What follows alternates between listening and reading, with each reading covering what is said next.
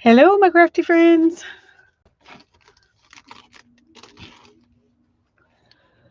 Whew, I've had a busy day today.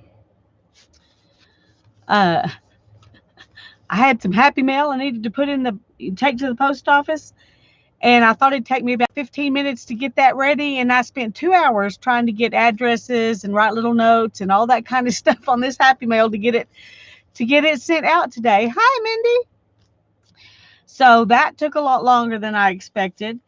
And then when I went to the post office, the kids had a couple of errands they wanted me to run. So I did that. And then I came home and my plan for today was to work out in the studio trying to straighten things up. But I'm slow, Mindy. But to be fair, there were 10 things I was sending out today. So that does, it takes a little while. But anyway, um, the when I got in here and started working, and I don't feel like, or it doesn't look like I did very much for working. I worked out here for 3 hours. The thing that looks the best is I swept the floor. Well, Hannah swept the floor for me, and so it's a clean floor. Oh, it's at least not gritty.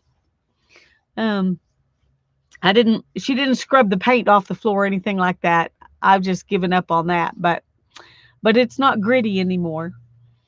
So I'm going to wait till a few people get in here, and then I'm going to open some happy mail I got from Beth Schuler. Isn't that a cute envelope? And there's more just like it on the front. I do want to show you that pretty stamp. Isn't that pretty? But yeah, when you least expect it to take a long time, it does. Yeah, that's exactly right. That's exactly right. So anyway, I did get a little bit done today, and that makes me happy. And Hannah's going to help me tomorrow. We're going to work an hour on and an hour off pretty much all day tomorrow, um, and see how much we can get done. Since I won't be streaming with Tanya, I'm going to try to get this place where she can actually get in here to work with me. So Hannah's gonna help me out tomorrow. You're working on the envies Beth worked on during the marathon. Okay, cool. That reminds me. I have a couple of these I want to put in my everything book too, and maybe make them pretty. So we'll do that too. In the midst of all this other stuff. Hi, Candy. I'm glad you're here.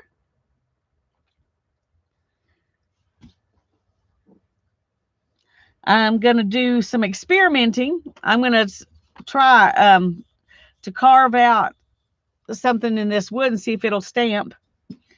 And then I'm going to try to make my own. I wish I could remember who I saw do this, but I don't remember who it was. Use the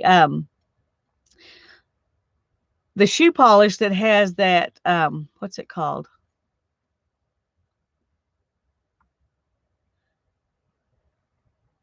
Carnauba something wax. Anyway, it's the kind of wax that's in a lot of um oh the gilding waxes that you see. And so I got some. This is it just says renews and protects all colors. So it's clear. It doesn't have any color in it. And I think the person I saw do it used tan. Um, but in my store there was this or black, and we didn't want black. So it is nice of Hannah to help out. She's a good girl. Yeah, kiwi shoe polish. And then I'm going to use this eyeshadow as my mica powder. And I think it's a kind of a mix between gold and copper. Um So we're going to play with that too. And then we'll put it on some of these little numbers and see how it acts. Hi, Brittany. I'm glad you're here. Oh, after I mix it up, I'm going to put it in here. And hopefully this will seal good enough that it'll stay good. I'm not going to do the whole thing because I might want to do some other colors. And you mix it, by hand. So it's not the kind that you melt the wax, and which is one of the reasons I wanted to try this one. You just mix it up. Hi, Journey. I'm glad you're here. No, we're not early. I come on at 6 now. I used to come on at 7, but I've started coming on at 6 several months ago. And so we're not early. We're right on time. I'm going to go ahead and open up this Happy Mail from Beth. I'm trying to see which will be. She did a very smart thing. She took one of those big envelopes and she cut it down so she could send out two Happy Meals from one envelope. That's really smart, I think. And it's a pretty envelope too.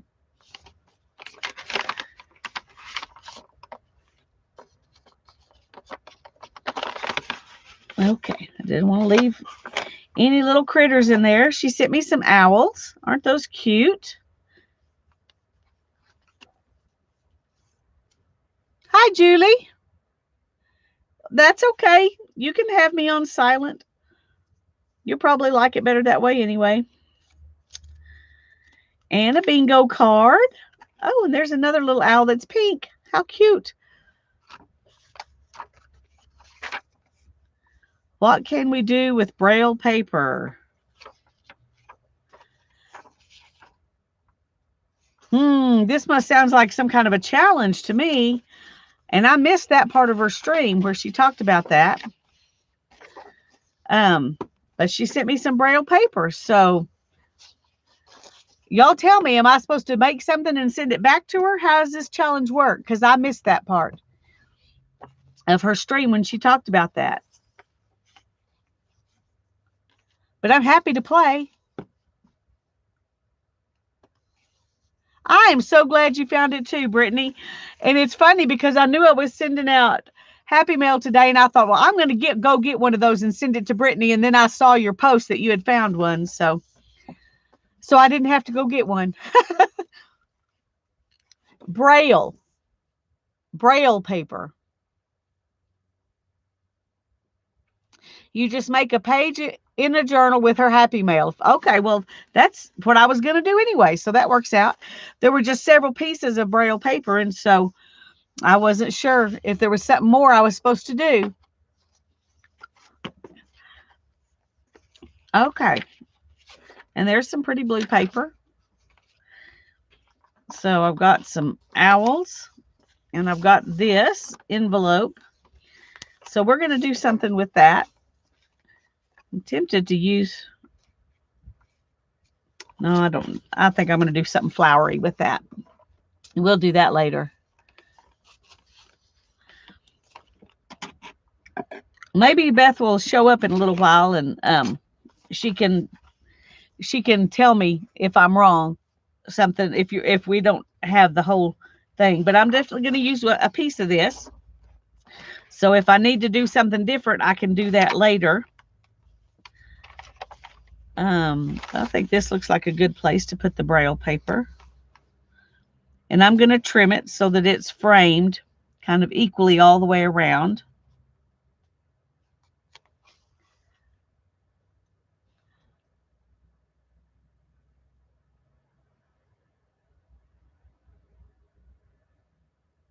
Well, that's great. I'm glad you at least found a really good Dollar Tree. Hi, Angie. Watching and working. Okay. You made it, Barbara. All right. Well, I'm glad.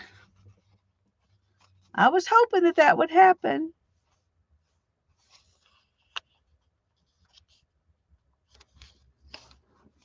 Okay, we're going to trim this.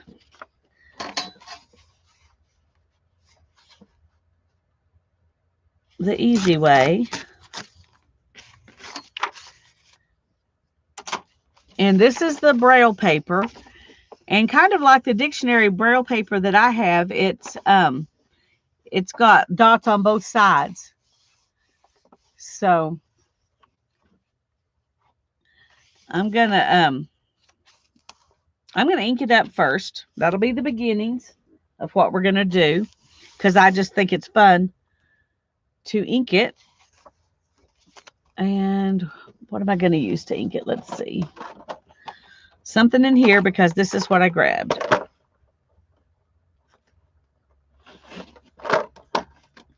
And I like this this fern green. Let's do that.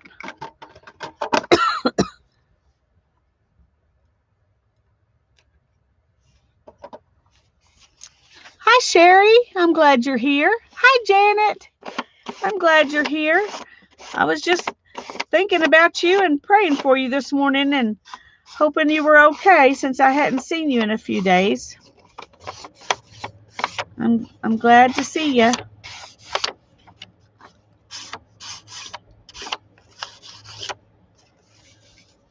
Okay, we're just going to go lightly over. Now it's hitting other stuff too.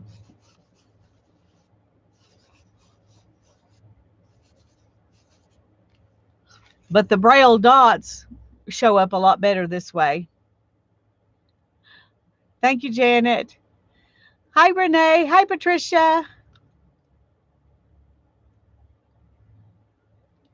I'm so sorry, honey. I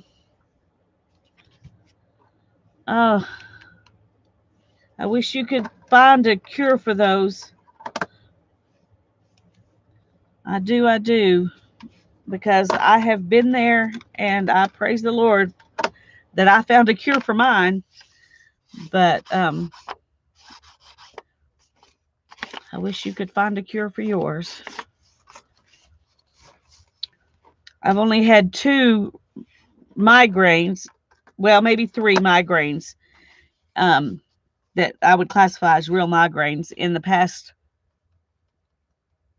4 years. And before that, I was having them, well, I had a headache all the time, 24/7.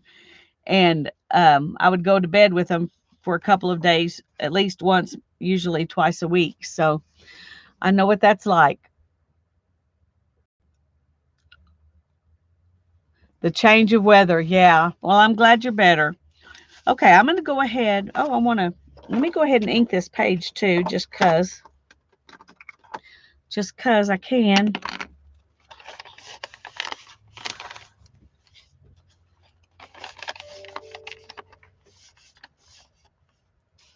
Let's see if we can.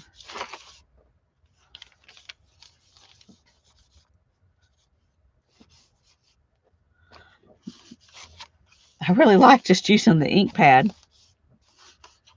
We're just going to make a complete border around it like this. Okay. Hi, Beth. I'm playing with your Braille paper. I just got your Happy Mail. Is there something we're supposed to? I saw the little note that says, "What can we do with Braille paper?" Is there something I'm supposed to do besides play with it in my everything book, which is what I had planned to do when I saw I got Happy Mail? Anyway, tell me if I'm supposed to make something and send it back to you, or what exactly the challenge is, because I missed that. I missed hearing it, and I want to do the right thing, whatever the right thing is. Okay, glue stick. Give us ideas of what we can do with it. Okay. Well, I don't know that my ideas are any original, but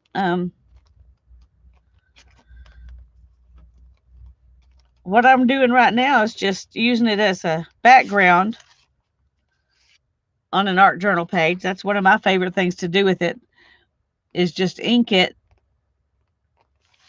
and use it as a background.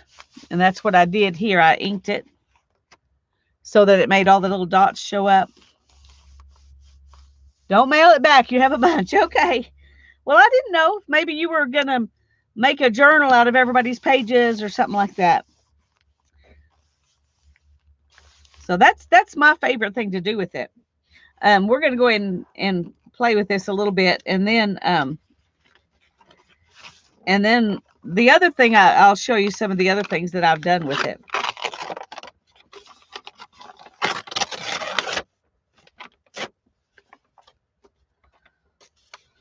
But we're going to decorate this page with the fun stuff that Beth sent along with the Braille paper.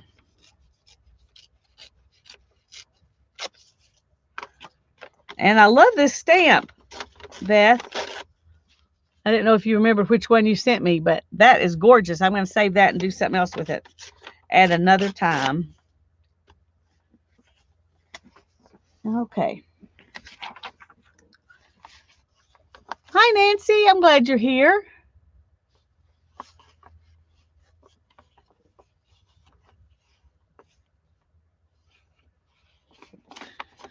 Okay, let's see.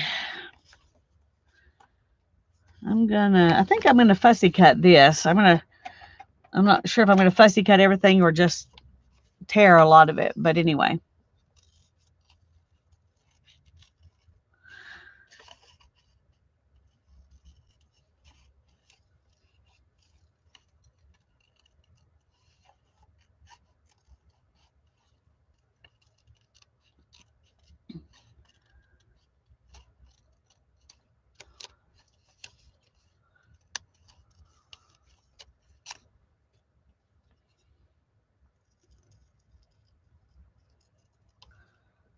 Hi, Deb. I'm glad you're here.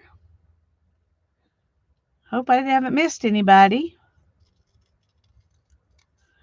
I'm kind of tired. I've been trying to work in cleaning out my studio. I don't feel like I got as much done as I wanted to do for the time that I put into it today, but it's hard, because there's so much of what you're doing is just deciding, can I get rid of this? And if I do I want to take it to a thrift store, donate it to charity, or do I want to gift it to someone, or what? So the brain work is hard. Hi, Teresa. I'm glad you're here.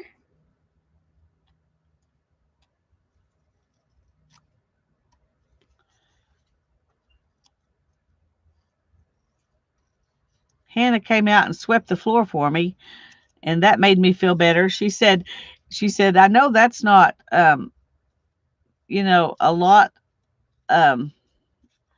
It doesn't do a lot. She said, but it makes you mentally feel better. And she's right. It does make me mentally feel better to have it, just the sweeping done, even though I haven't got as much else done as I wanted to do. But tomorrow she's going to donate an hour on and an hour off all day and help me out here. And I'm going to try to, not get out here and just work for hours, because when I do that, then I end up in pain. So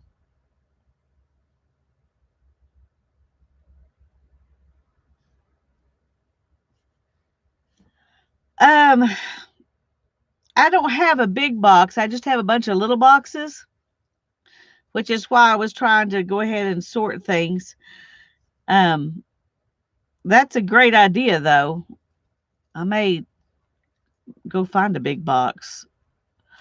Trying to think, maybe Mom has a big box over in the apartment, because they've got all kinds of stuff stored out in that little apartment.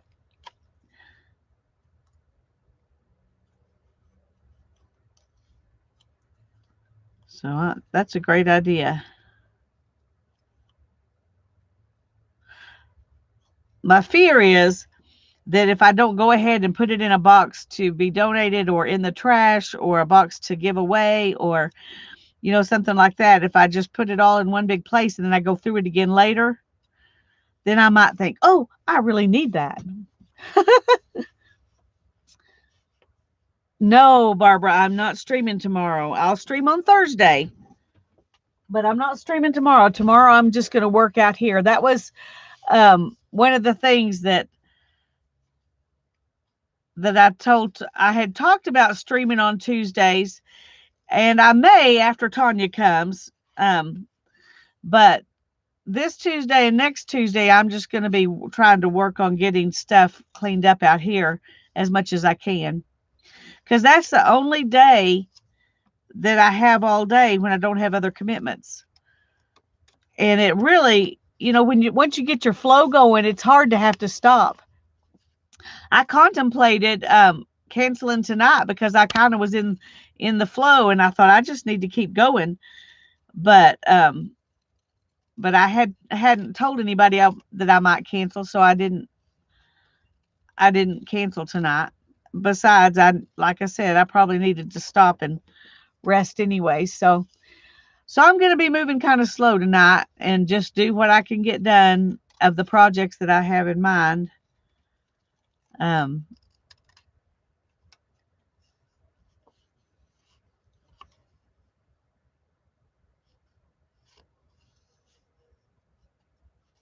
But I will stream on Thursday.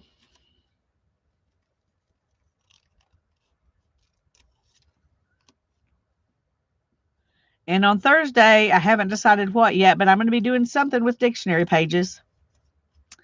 That's kind of going to be my theme while Tanya's gone, is to do something with pages out of this dictionary. Hannah has an idea of something she wants to do with me, but she thought maybe we might want to do it after Tanya gets back home, and all three work on it. She could work out here with me and do it on a live stream.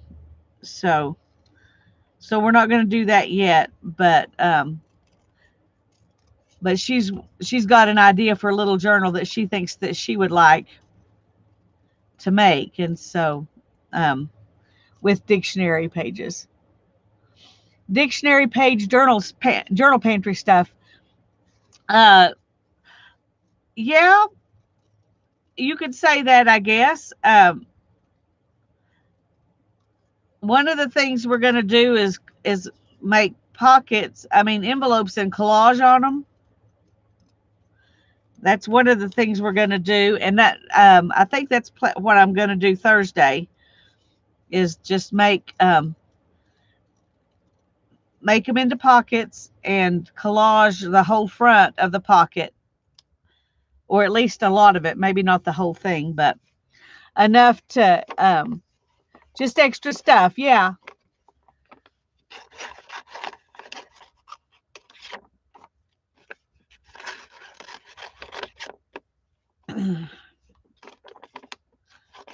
I may not use all of these. I may save some of them in my little journal pantry, but they're so cute. I think if I cut these all out and put them on here, they'll make a whole page all by themselves.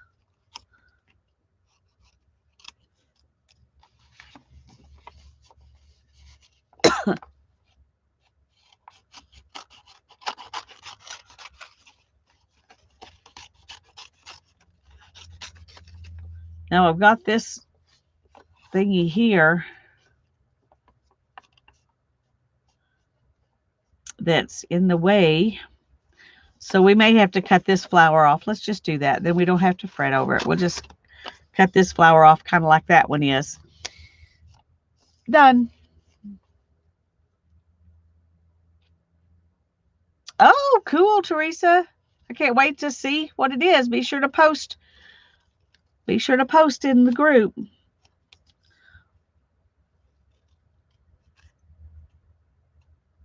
One of my goals for cleaning up my studio is to have things more accessible, like the die cut, like the Big Shot die cut machine, because I don't use it nearly as much as I would if it was just sitting right out here.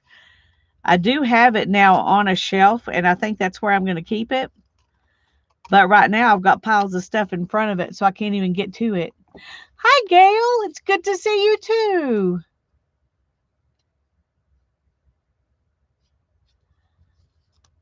Oh, that sounds good, Deb.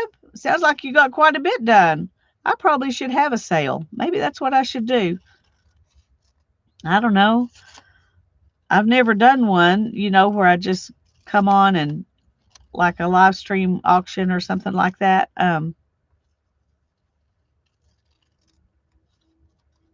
What do y'all think? Would you be interested in something like that?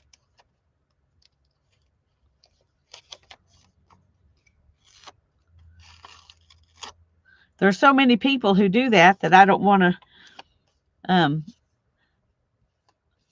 take away from what everybody else is doing.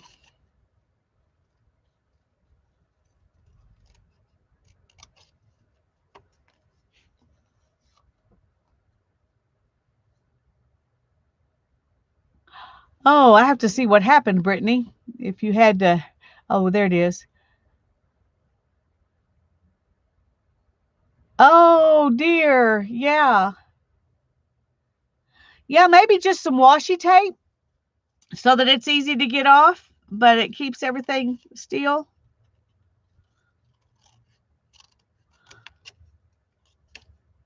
Well, I'm sorry that happened. I know that upset you.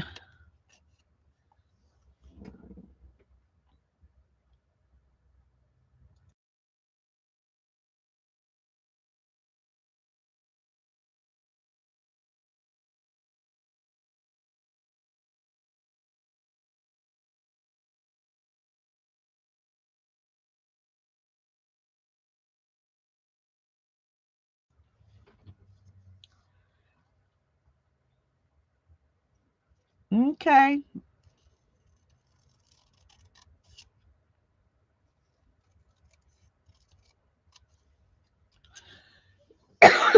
I'm sorry, just a second.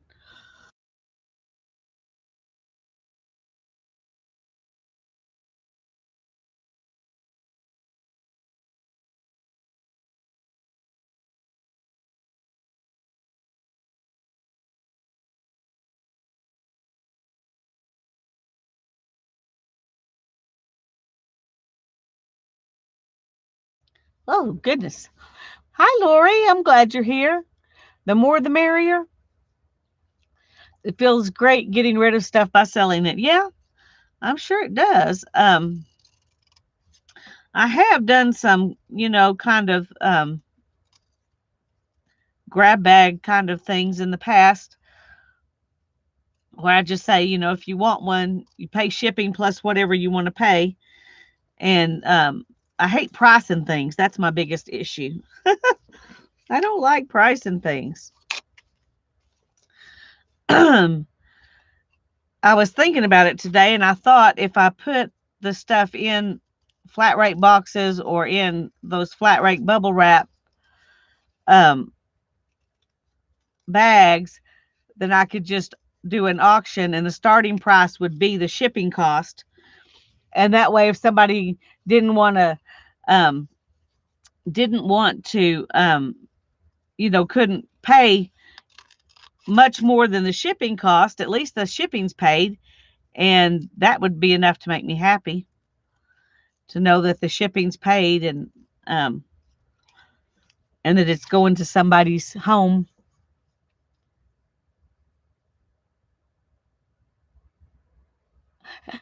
Well, Brittany, I tell you what, the way to get good at it is just to do it a lot, and I have done it a lot, and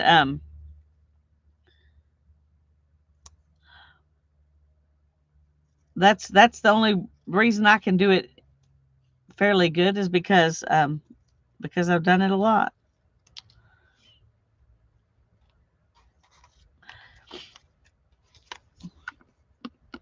Yeah, these I love these little scissors. I don't know if they sell them anymore. These are just Paper Studio scissors with a titanium blade, but I love these little scissors. Um, but if you've got scissors that you like, that makes a big difference. And it also makes a big difference to not do it in a hurry. I mean, not be in a hurry when you're doing it. Like when you're sitting around watching TV with your boyfriend, that would be a good time to to fussy cut stuff. That's what I do when I sit around watching TV with my husband. That's when I do most of my fussy cutting, unless I'm needing something right then, like now. Yeah, I really like these. And this is a good size because it gives you, you have a long enough blade that you can do some maneuvering, and you're not just doing this all the time. But it's still pointy and short enough that you can be, fairly precise with it. So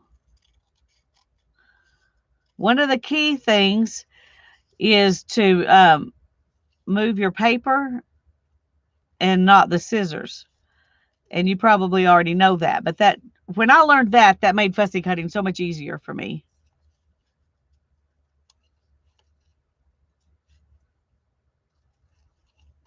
Uh-oh, I think I cut that guy's this little antenna off. We'll try to keep it on there.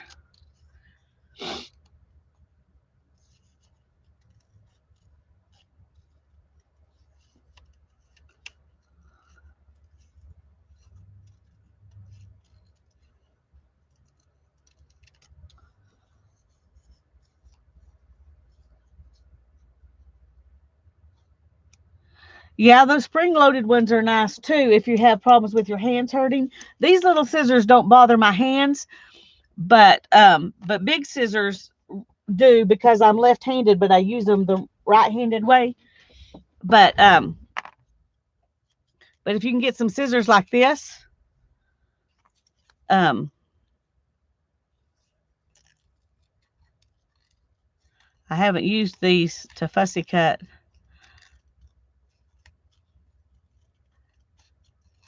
and I can't do as good a job with these.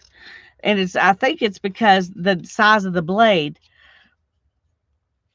Can you see the difference? It's not a huge difference, but that little half an inch or something makes a huge difference um in how much, your maneuverability. These are also easier to maneuver than this big handle. So that is good for your hand, but it doesn't make, at least for me, it's harder to fussy cut. Oh, there he is. It's harder for me to fussy cut with those than it is with these. I got them for fussy cutting because I thought that it would be helpful, but the first time I tried it, I thought, oh, it would be a whole new learning curve, and so I was too impatient. I just went back to my normal scissors because these really don't bother me too much. So if I do it a long time, they do, but I rarely have time to fussy cut that much anyway. The Fiskars have a smaller handle and a larger blade. Well, then I would recommend the Fiskars because we are memory keepers.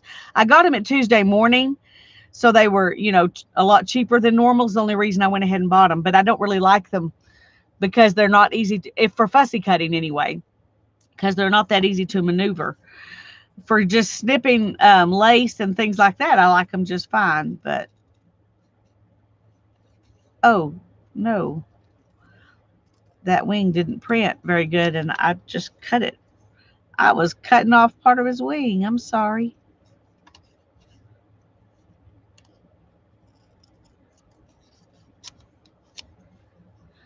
Another thing that helps with fussy cutting is to cut a whole lot of the extra away before you start doing the fussy part, because it's a lot easier to fussy cut um, just the little bits. And if you do it, you can do it just like that. You can just take,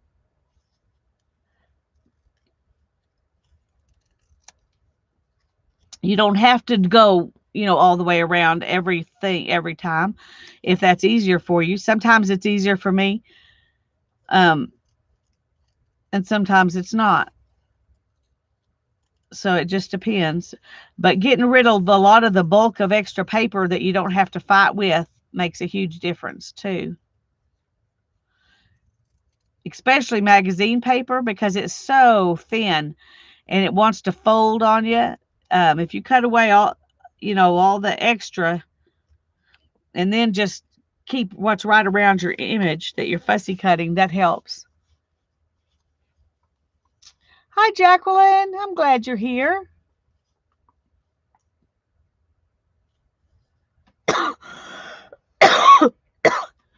Oh, that's a good idea, Deb.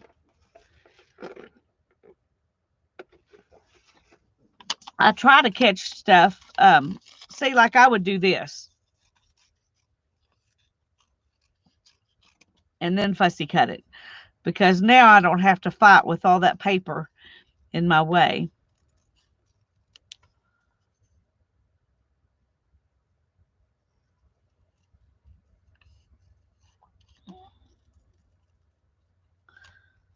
And there are also multiple ways to fussy cut. You can do like I'm doing here, where you leave a little border around the image, and that's easier to do than to cut right on the edge.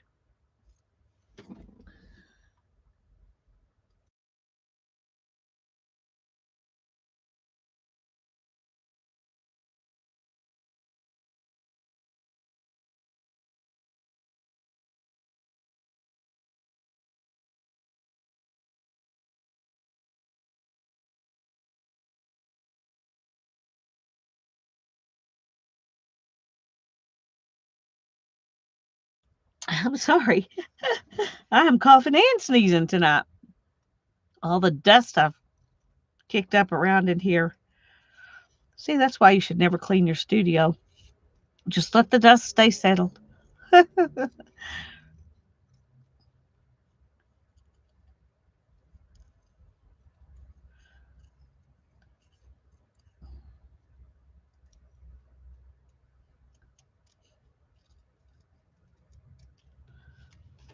All right, well, here's my fussy trash and my box of trash that I've been saving for that trash project is not where I can get to it at the moment. There's stuff on top.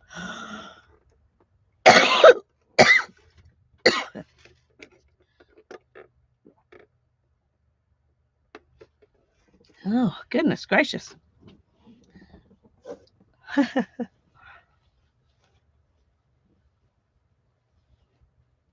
I'm sneezing, which makes me cough. And I'm coughing, which makes my nose run. Oh, boy.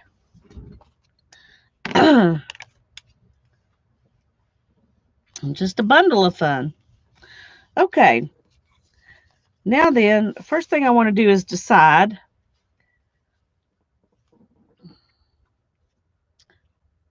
I think that looks kind of funny sticking out there. So I'm going to go ahead and cut around the flower, and we will stick it kind of like that. So it does, we can still use it, but so I'm thinking, I've got this border, and I'm thinking about just really making it the border and having my flowers kind of like they're going behind the border. What do y'all think about that?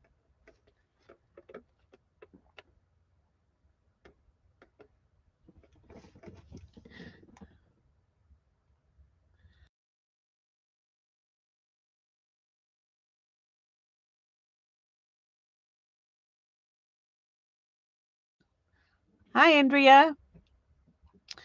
Yes, Brittany, you always need a stash of painting papers on hand. So yes, you need a jelly plate. Then you'll have your stash.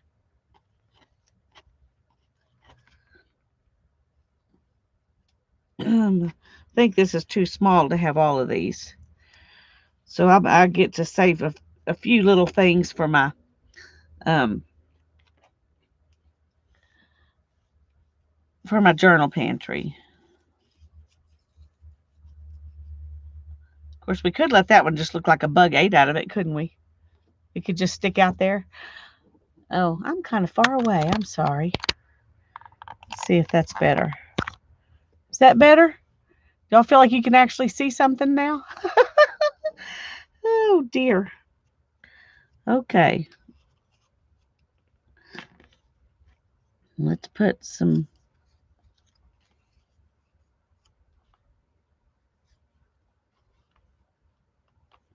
leaves on that one too.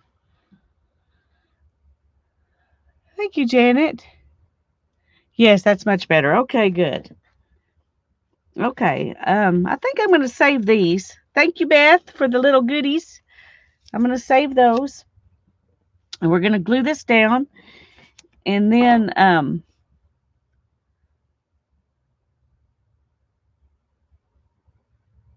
yes. I was trying to decide if I want to ink them, but I really like the yellow being the edge on them.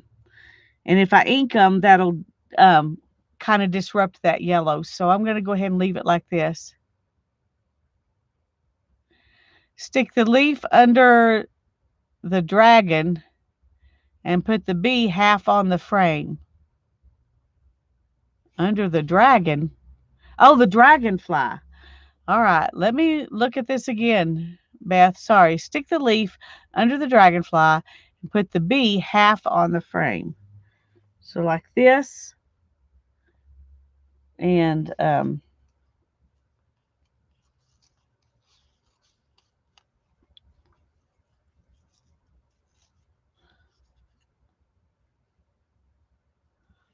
me see what she says.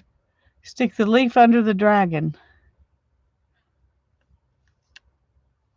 No, they're the same color. I don't think I want the leaf under the dragonfly because they're too much the same color. I want him to show up. I love dragonflies. I want him to show up. But I like the idea of the bee being half off. Good plan.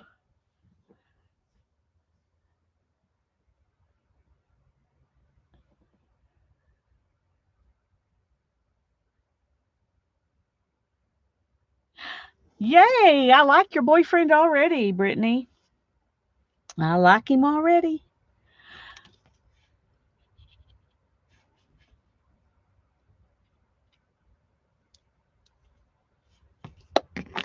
Okay, I'm going to start with this.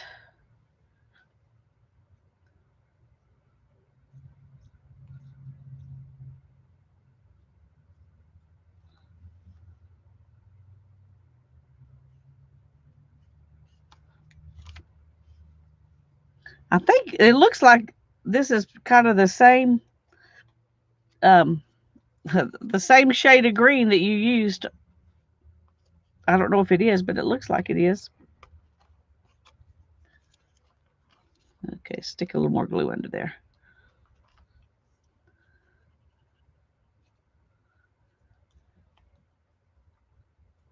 Beth has great stamps. Yes, she does. Yes, she does.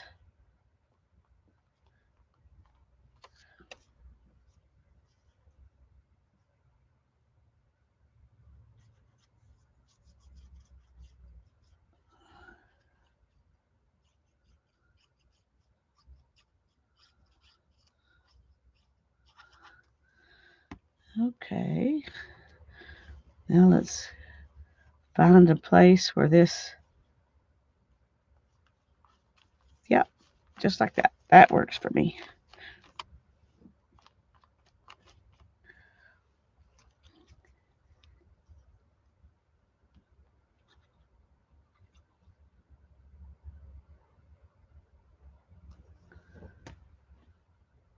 Oops.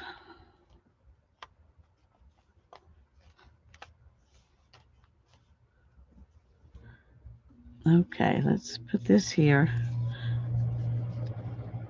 Okay, I'm going to start this flower. I'm just not going to lay down those petals, and then I'm going to put the leaves under it because I'm not as confident about where those go on this one as I was the other one.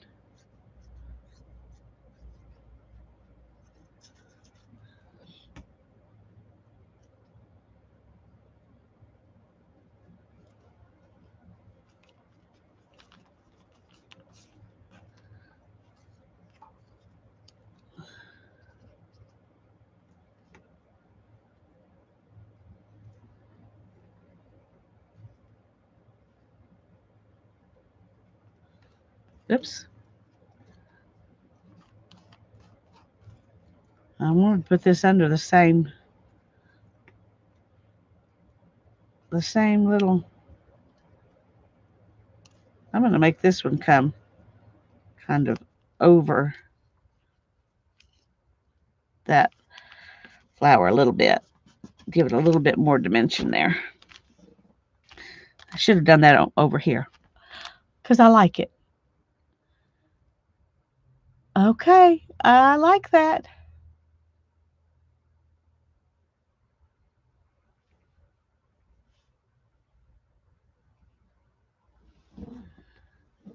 Alrighty.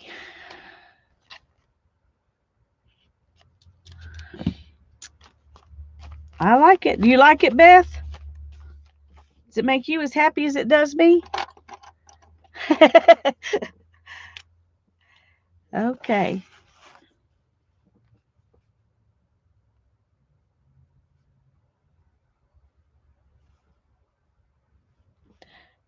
Today's the Ides of March. I'm glad I'm not a ruler. Nobody will stab me in the back.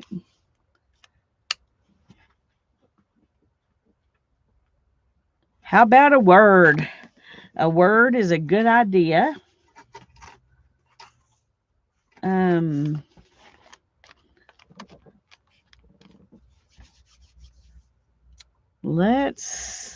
Let me think just a second. Where did I put that?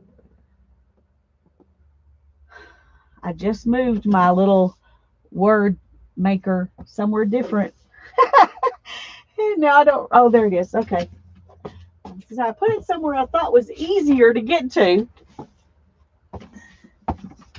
Okay. See, what word do we have on here? You are loved, it says. I like that. Let's just use it.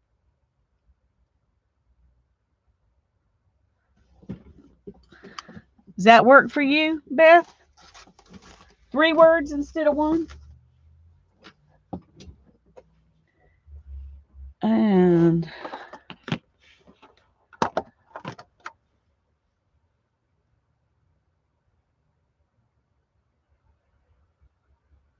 I started a journal today made from a gift bag. It even has the handles on it. And by start, I mean I cut it and it's ready to glue together. It's in the very beginning stages. Oh, cool. Did you do it on video, Brittany?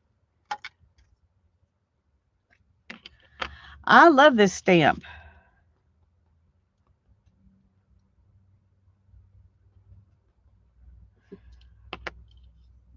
The one thing you got to remember is which direction. Otherwise, you do it upside down. There we go. You are loved.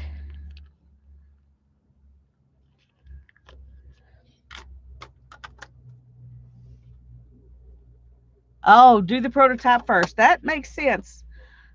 When I was doing a couple of years ago in August, I did a whole month of making things out of envelopes, and I made prototypes then. But most of the time, I don't bother with the prototype, and sometimes it would have been good to have had one. This is a stamp I ordered off of Amazon. Let me see if I can go find the link. Just a second. Just a second. Y'all just look at the pretty page while I go. No, that's not what I want to do. I want to go to a new tab. I don't want to leave. Okay.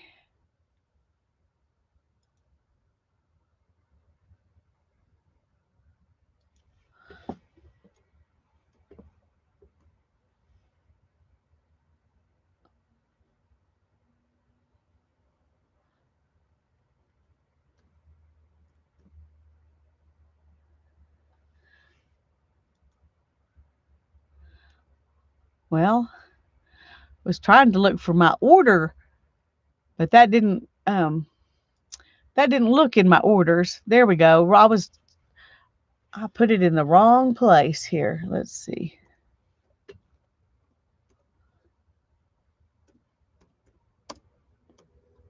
Whoops.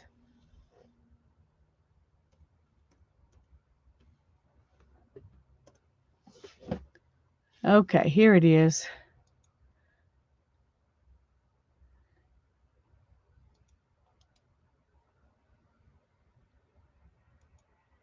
Oh, it's not on sale now. It was on sale when I ordered it for $12.99, but it's $17.99 right now. But I'm going to go ahead and put the link in so at least you can know where I got it. There we go. Hi, Tanya. It's good to see you. No, I haven't. I haven't showed the haul already. I was just still working on the Happy Mail. So this is my Beth page from her envelope and the Braille paper she sent me, and she wanted some ideas of things to do with Braille envelopes. Well, I mean Braille pages. One thing I would do that I think's fun is an envelope, and you've got them just a great size to make envelopes for your journal, just like this.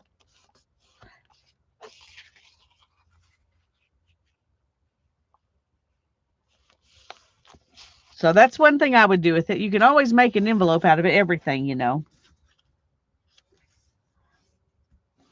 But that's and if you made an envelope out of this, it's a little crooked. If you made an envelope out of this and then you mailed it to somebody, wouldn't that be fun? If you inked up the dots and mailed it. You could also glue it onto something and make postcards out of it. Use it, but the main way I use it is as backgrounds for collage or backgrounds on something. So, um, I'm sorry I don't have a lot of really great ideas for you. All I've ever done with it is make envelopes or pockets. I've made pockets, um, or use it as journal pages in a journal and glue it in and use it as backgrounds. So, um, I still got this fun stuff. I'm gonna tuck these. I'm gonna just make this into a pocket, into an envelope while I'm talking about it, and I can put those owls in there.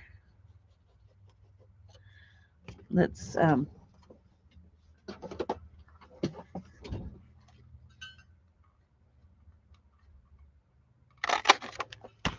there we go. This way we can put the owls inside it and they won't get lost. I could put them in my birds, what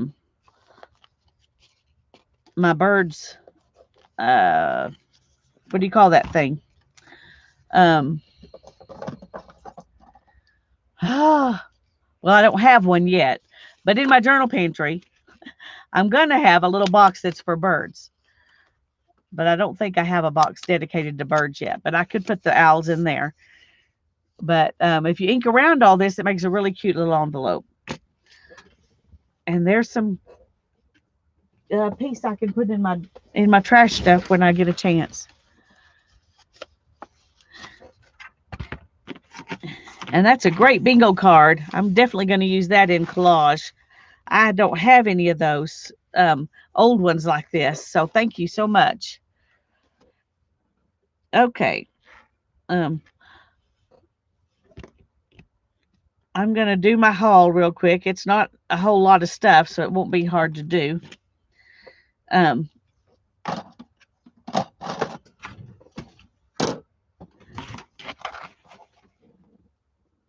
then we're going to do some painting in my, what do you call that?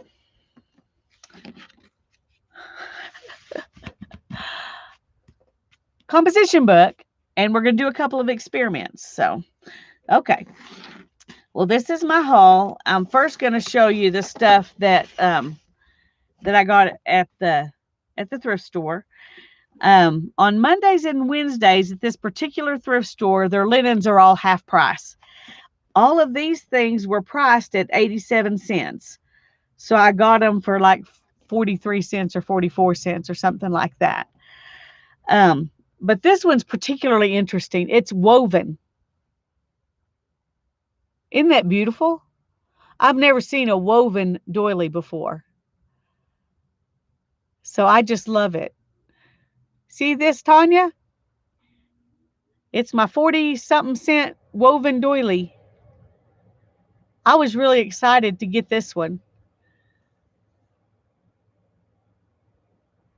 I've never seen one like it before. They do that with bobbins, really?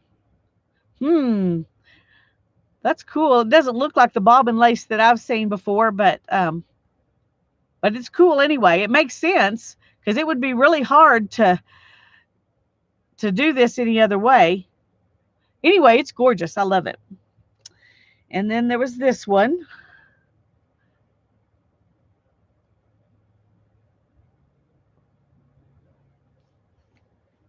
And this one.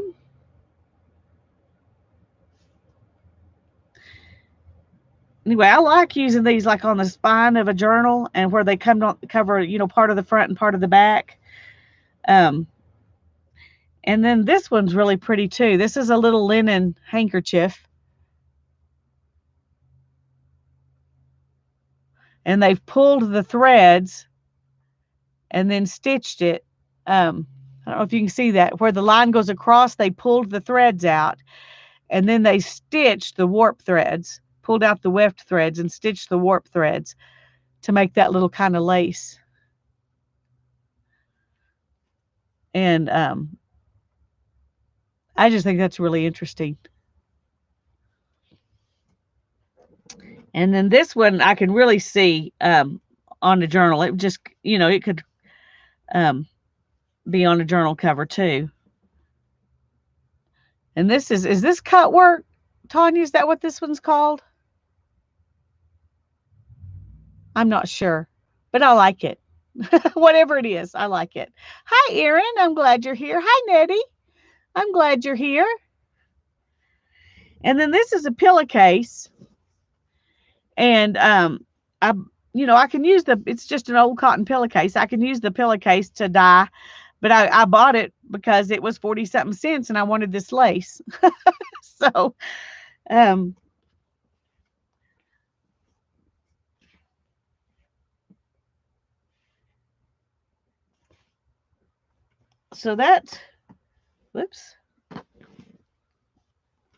that was my linens, my half price linens that I got. And then I got this this yarn, and it's 85% cotton, 82% cotton, 18% nylon.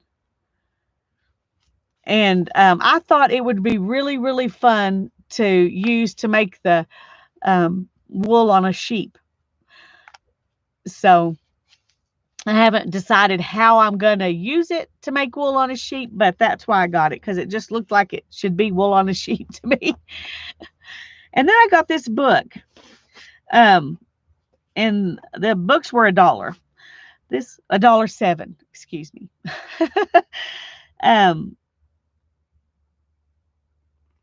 Texas pleading and practice forms.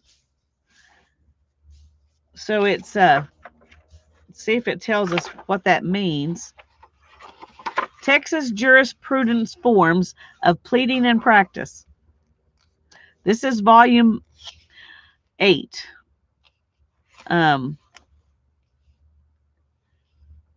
It had, so there, I don't know how many volumes there were. This is from 1954, but it's got trial civil cases to zoning, and well, it goes to zoning, so probably this is the 8th volume and it's the last one.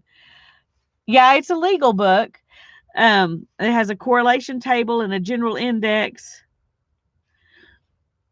And it says Texas jurisprudence forms of pleading and practice annotated. So it tells you, how you would type out the forms for whatever it is you're doing, the different things. And it's and then it's got an index and correlation tables. And then in the back, it's got a supplement that was, just stuck in the back here. Oh, I guess it's in a pocket. It was stuck in a pocket. Let me see if I can pull that out. So this card was stapled to the back of this, and then it was just stuck in that pocket, and that's how it was held in here. Numbers, yeah. Anyway, this so this is, like the addendum. Anyway, I thought that was a really cool book. The pages are all beautiful colored and they feel nice. And I thought it was a nice book for $1. So I don't need to buy any more books, but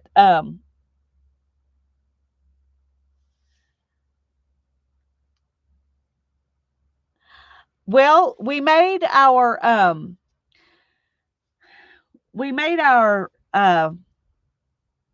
fairy journals out of them. Let me get that and show you. Oh, where is my fairy journal? Here it is.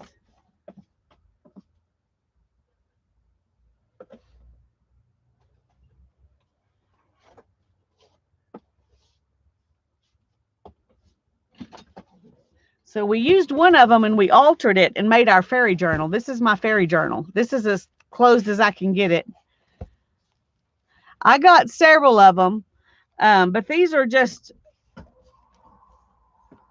Supreme Court reporter is what these were called. But I made my fairy journal out of it. That's all I've done with them.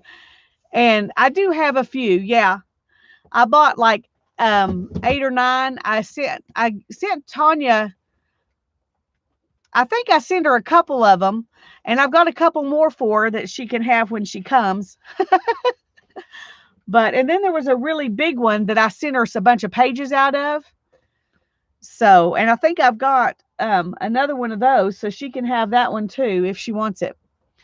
But anyway, this altered book was made out of that one of those books, and they were really nice big books.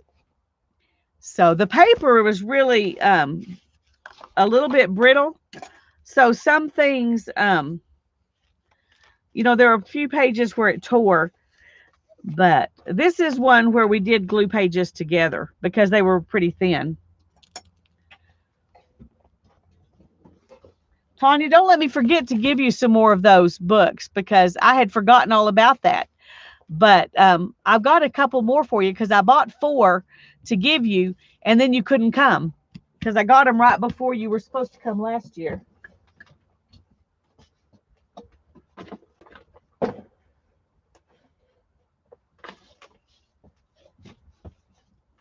If you want more, you don't have to take them if you don't want more. But anyway, okay. And then I ordered this. Sizzix has one of these paper shaping kits, die shaping kits that has it has scissors, it has like 4 or 5 of these things, and this pad and the tweezers, and it's like $29 or $39. And I saw Tim talking about it, and he said he told him he wanted him to do another one that was cheaper. And okay. We'll decide when you get here. You can decide if you want to do that or not. Anyway, I ordered this one and it was $19 on Amazon, $19.99. But they were brand new. They just came out. So I think he said they came out in February. I'm not sure. That may have been an old video, so it may have been another time. But anyway, when I ordered it, it said that it would be a while before it got here. And so, but it came faster than it said it would. So I don't have, I was trying to think if I don't have any dies cut at the moment. So we'll play with this another time. But I'm excited to learn how to do this. It's for shaping, like die cut flowers. and leaves and stuff. And I watched a video on how to do it. And I think it's not that difficult once you get some practice. But I've got some flower dies, but it's hard for me to make them look three-dimensional. They just go, and so I thought this would help. So, hey, Holly, glad you're here. Yeah, I think I will like it. And then the other thing I got, we got at Ollie's, and it had a grand opening last week.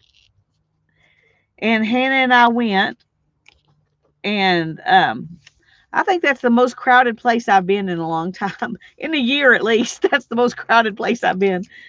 Didn't you think it was crowded, Hannah? Yeah, I guess. I mean, it wasn't horrible, but it was definitely more crowded than what I'm used to. There were people. There were people there. And again, I'm not a good person to judge crowdedness. So I got several things, but as far as crafty things go, this was the thing I got. And it's a paper cut book, and it tells you how to do it. And then so you put down, you tape down a piece of paper, and then you tape down the pattern, and then you cut it out. You cut out the black parts. And where there's a line, you cut the line. It says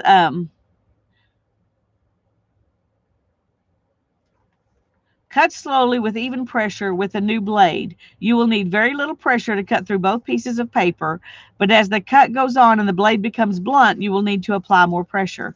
With some of the very intricate templates near the end of the book, you may require 2 or 3 blades per cut. When you've completed the small details, cut down the black lines next. The dotted lines are to be scored with the back of the blade. They are best done near the beginning of the cut, as with the smaller areas. Cut out all the blacked out areas next. It's not necessary to cut tight curves or circles all in one go. You can do these in a succession of little cuts, turning the board as you go. I found it's best not to use a ruler for the straight lines. Once in the paper, your blade will not waver, and it's easy enough to drag it in a straight line. Anyway, then you peel it up and take out, the little pieces. And then you use the pop dot things to put it, in your book or whatever you're doing with it. And then they look like that. Doesn't that look like fun?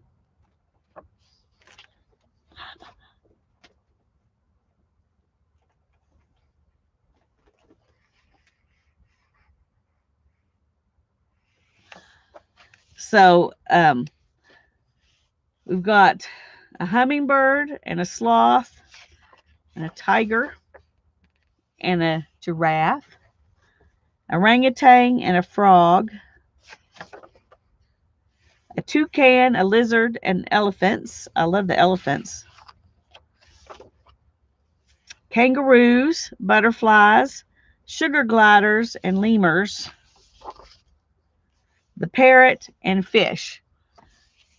So, and the book was $2.99 at Ollie's. It was $2.99. I could not leave it there. I had to get it. Lots of hard work with a great reward. I'm hoping so. So then here are the templates, and they're perforated, so you just take them out.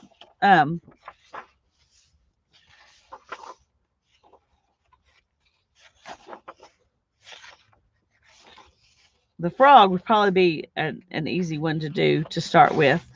I like the sloth better for that. You think the sloth would be better?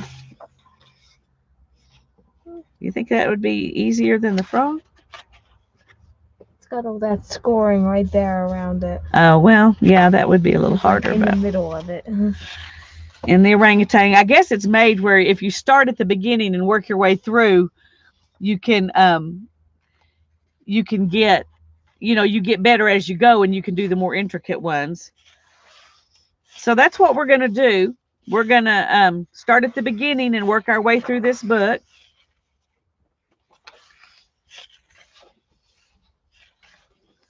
Not all in one go.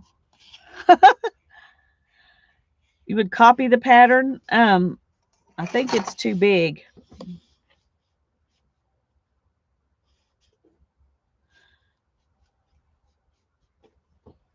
Yeah. It's almost 9.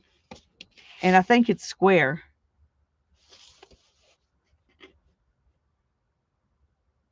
Say 9.5 by 9 3/4. So it's not quite square, but it's too big to copy. Now Mike could, I'm not sure it would even fit in my scanner. And then it's got a bunch of paper, green paper and yellow paper, orange, red, and a lot of white. So you can, if you're careful with them, when you cut your pattern, you can probably do more than one of each one. Oh, I didn't count how many there are. Let's go back and see. 1, 2, 3, 4, 5, 6, 7, 8, 9, 10, 11, 12, 13, 14, 15. So there's 15 of them. But there's more than 15 pieces of paper back here. Whoops. So, anyway, the tiger,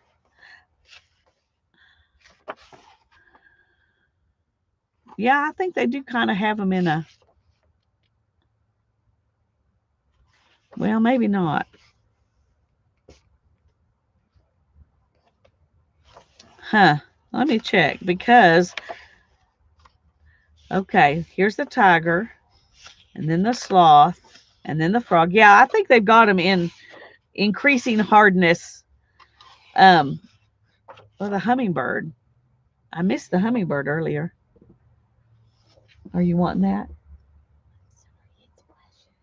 It's precious. Let me show you. Fold it up like you showed it to me. That's how you fold a pocket square, in case you wonder what I was doing. No, I knew exactly what you were doing. That's why I want you to fold it back up. Have you noticed? Oh, she's got a skirt pinned around her that she's working on. What were you coming out here looking for? Waistbands. Waistbands. Okay. You tend to have lots of strips of fabric sitting around. I do. That's true. Okay, she folded it into a pocket square. I think I just lost this one. I think I just lost this one. No, you're not. You're not sorry. You're happy. Yes. Yes. Okay.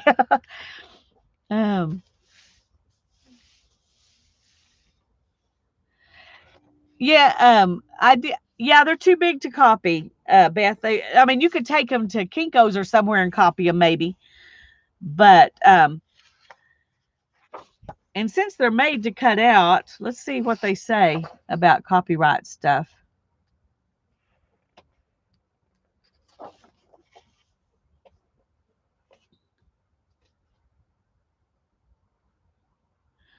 No portion of this book may be reproduced, stored in a retrieval system, or transmitted in any form or any means, mechanical, electronic, photocopying, recording. So no, I can't copy it. Yes. I'll leave it sitting right there. And you can do a screenshot. Is that too much? Don't think it was good. What about that other green that you got? That might be work. I'm just scared it's gonna be slippy because I need it on the straight grain. No, I mean the band that you're using. You know, the ribbon. The twill tape. Twill tape, yes. Yeah, since it's woven on the twill, so they can be folded easily. I'm scared that without straight grain material behind it, like on the waistband of the other skirt, it's gonna be too slippy. I don't know yet. I thought that one was the best contender. Yeah, that one looks good, but I kind of like the maroon with it too. It pulls out the maroon in the skirt, in the fabric. Yeah, I can't turn it over like I could with the green one. That's right. That's right, Tanya. You could buy a second book cheaper than buying copies. Um,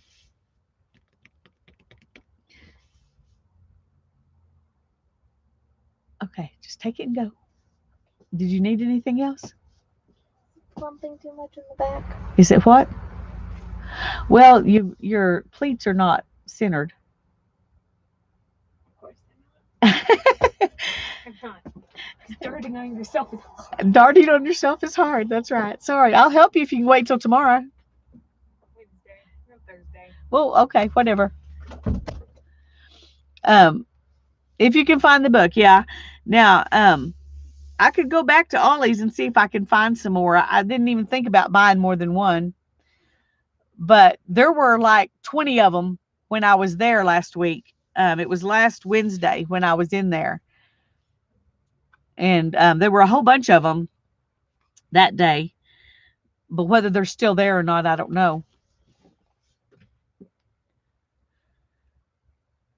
Okay.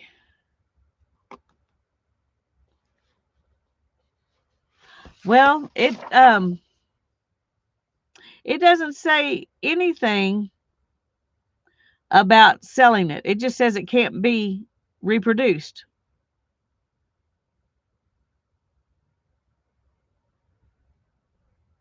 Well, it does say it can't be transmitted in any form or by any means. You might could get special permission from the publisher.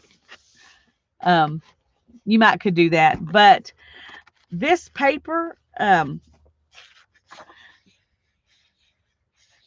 don't know. I'm wondering, once you cut it out, it'll be very difficult to do it again.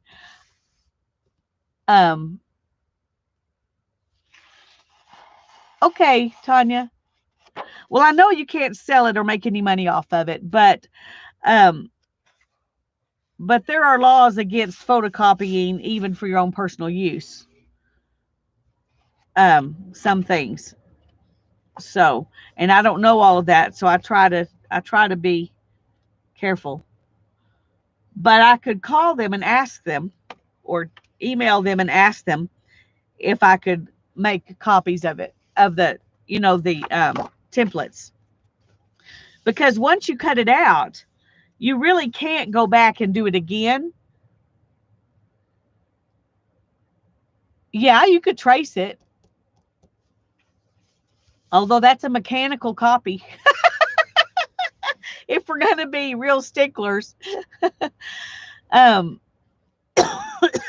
you want the paper to be sturdy enough that it'll stay put when you cut through it. And once you've cut through this, it's probably too fragile to lay it back down and cut through it again or cut around it again. So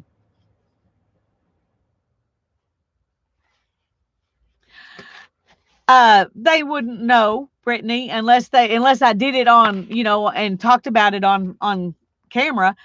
But I just I don't know. I don't know. I just try not to copy things when it says not to. Okay. Now we may come back and work on one of these. Just use the book and enjoy it. That's right. And it would be worth going back and getting another one if they have another one, if I like it. But I really think once I've done it, I'm probably not gonna. Now, one thing you could do, let's see how many papers there are back there, just to be.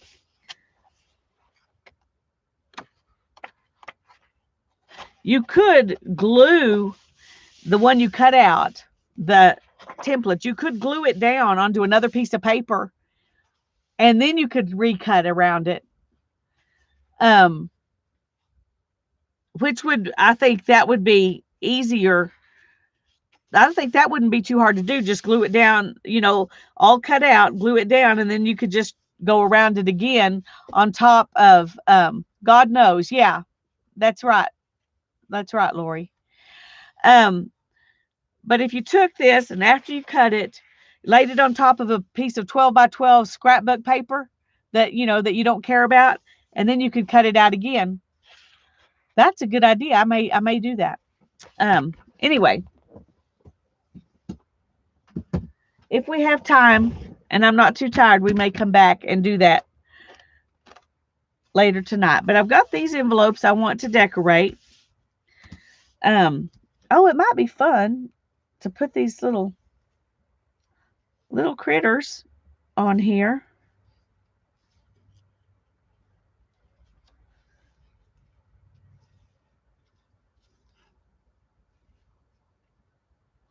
We might do that, but I wanted to put some botanicals on there. Hey, Barbara. Look for new photos to make new ones. Yes. Once you've learned how to do it, you could probably find things, pictures out of any book and use it to do this. But this is just a way to get started. Oh, I have to show you something if I can find it. Give me just a minute. If I don't find it quick, we won't worry about it. But yeah, here it is. This is a book I found at the thrift store a year or two ago.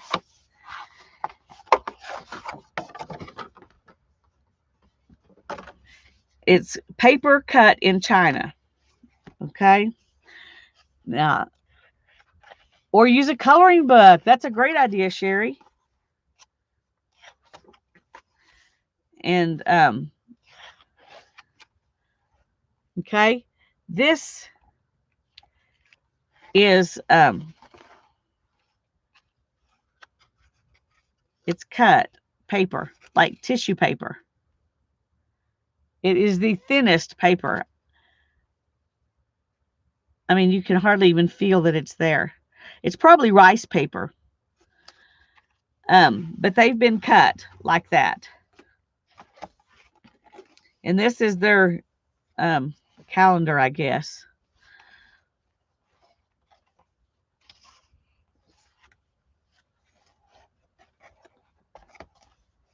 But see, here's they've got a photo of, well, a drawing of where they took their inspiration, and then they made one. The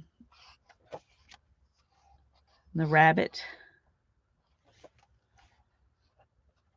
But I just thought this was gorgeous. And when I bought it, to be honest, I didn't even open it and look at it. I just saw this by opening this. I just opened this and saw it, and it was like, oh, for $1, I can't leave that there. And I didn't even know what I was getting. I got it at the thrift store for $1, Holly. But see,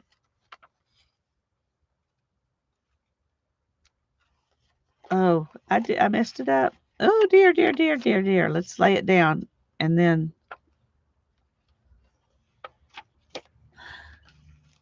okay, see, you don't. Okay, this one was glued down. I didn't notice they were glued down. And I messed it up. Okay, we're just going to put it back like that. And no, let's see if we can get it to. No, I'm just going to leave it like that. So I won't be pulling them up anymore. But I just wanted to show y'all that they were cut out of really, really thin papers.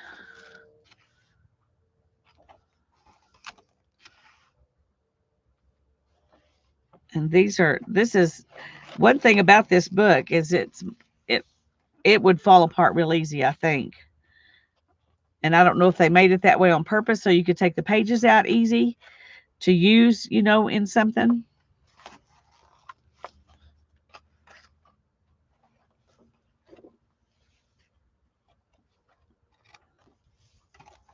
Let's see if it tells us, but I think that's probably very, very thin rice paper. It's thinner than the rice paper that I've. Okay, here it is. Paper cut, a brief introduction. Paper cut is a picture cut out on paper with scissors.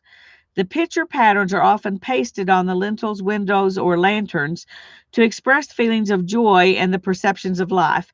Hence, the scissor cut is also known as scissors pictures or paper cut for window decoration. The patterns are often designed from events in the jubilant festivals, bumper harvest of cereals, stories of folk, opera, children, or animals, and others. Um, they're very beautiful and interesting and widely popular among the Chinese people.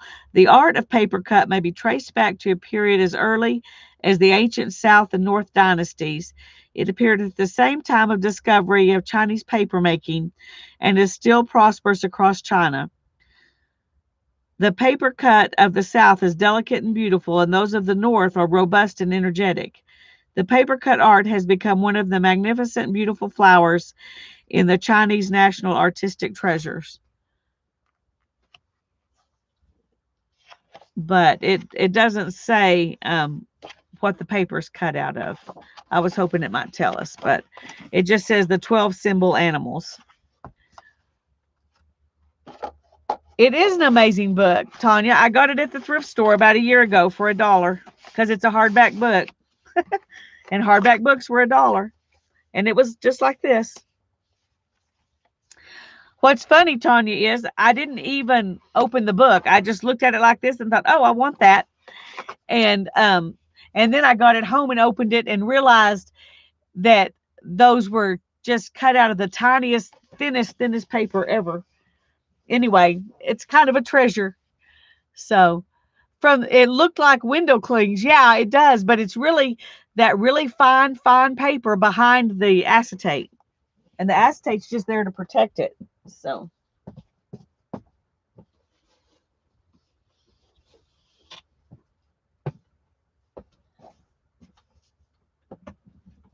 okay.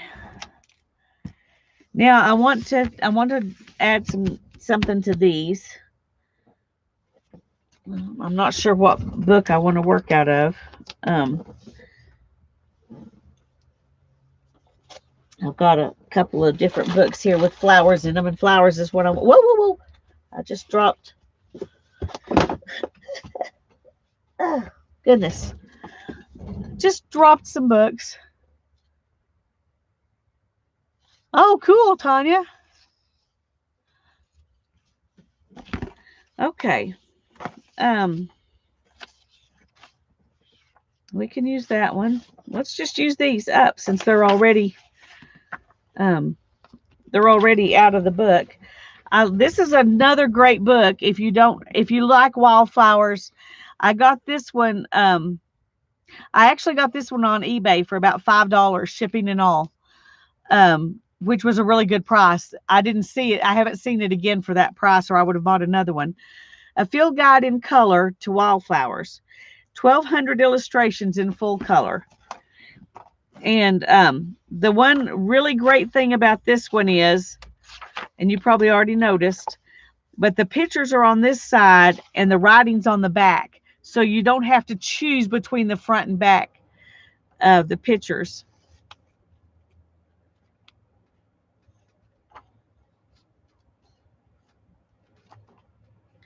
So, and they've got them color coded. Say we've got green and purple and blue and red and pinks and yellows.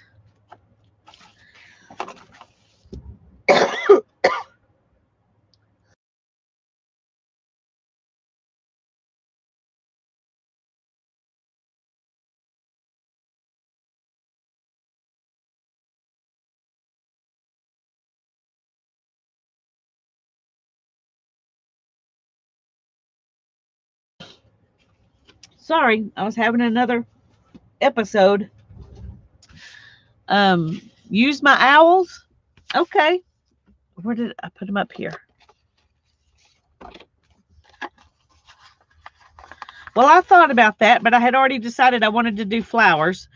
But there's nothing says I can't put owls and flowers together, right? Of course, right. And I can use these little guys too with the flowers.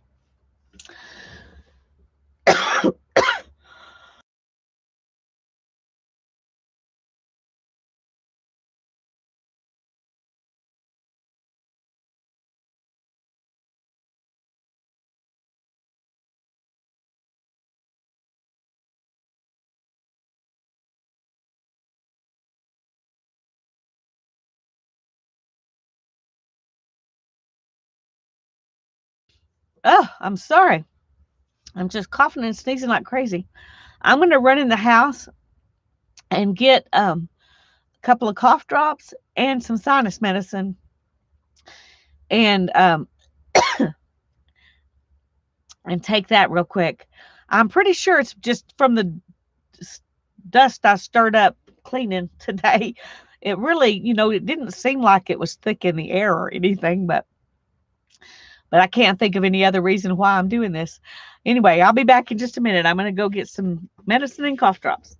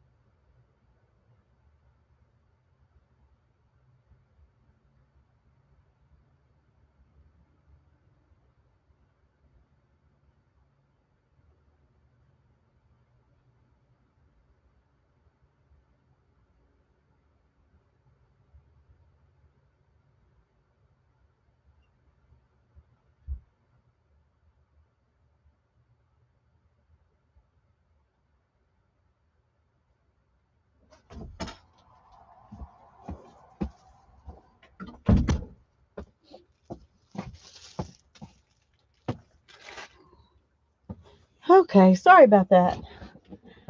Oh, goodness gracious.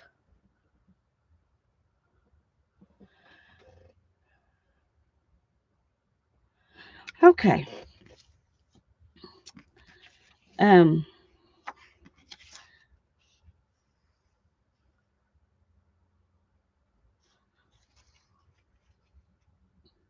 I kind of like fussy tearing around the flowers. So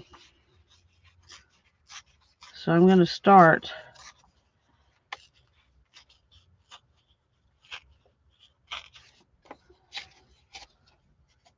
by separating them, and then I'm going to do just a fussy tear because I just like that look. Sometimes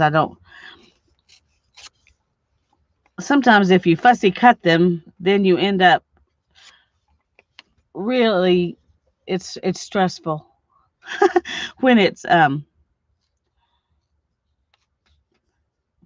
you're sitting here and if you're doing a bunch of things. So I've already done some fussy cutting tonight, so I want to do some fussy tearing.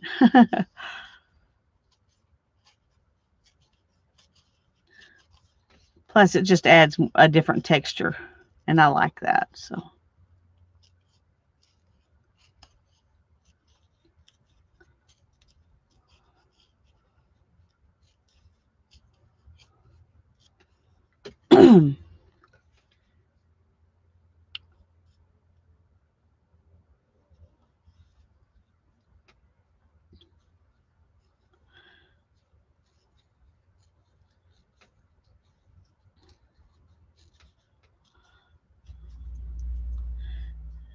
No oranges here.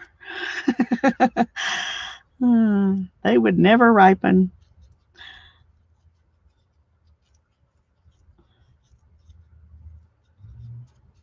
Okay, there's one. And I like it. And let's see.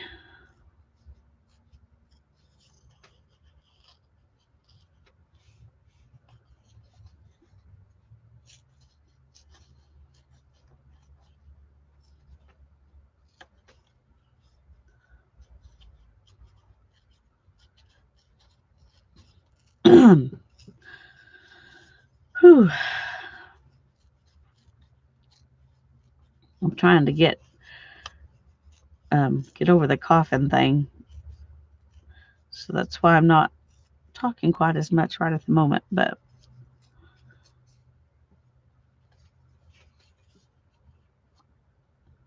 300 oranges? Wow. That's great.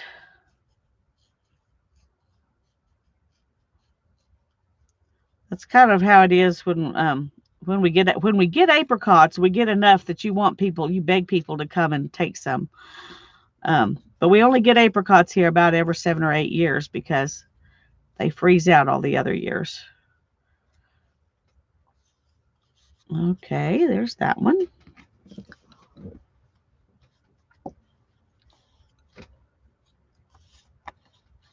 We do good with apricots and peaches and cherries. Pecans. Pecans grow great here. Mulberries, if you like mulberries. If you don't like to eat them, they're a real mess and you end up hating them.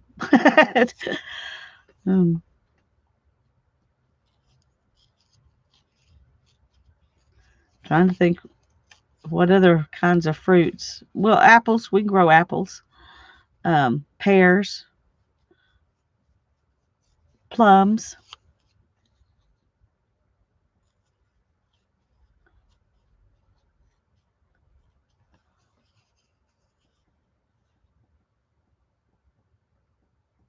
Goodness gracious.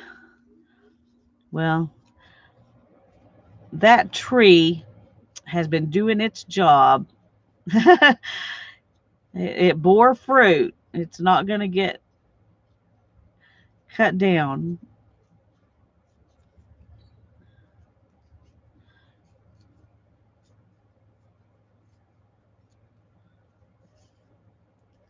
I'm getting there.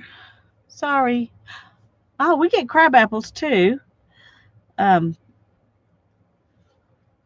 Most of the crab apples around here are very small and mostly just a nuisance. But there are a few crabapple trees where they get about this big, and those are, easier to actually use to make something with. But the little bitty ones that are about like this, they actually taste really good. They're just really, they're just really small. So you just, pick them and eat them. You don't do anything else with them. Okay. Now I've got this. See this little bird? He really is cute all by himself. And I was thinking about, I think I just want to ink this one and let that be good because he's pretty all by himself.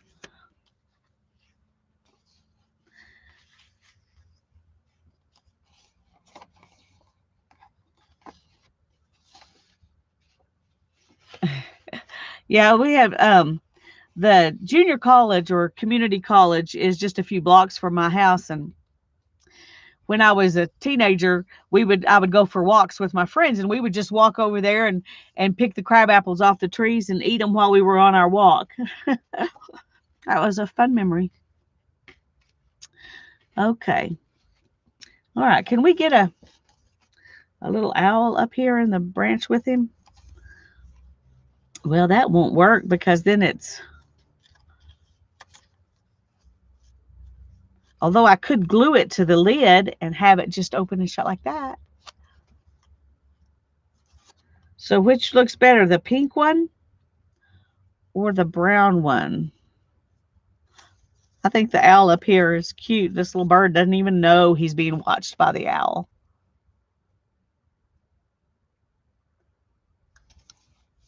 Brittany says brown, so we're going to go with brown. And I'm going to see. Okay, just above his eyes.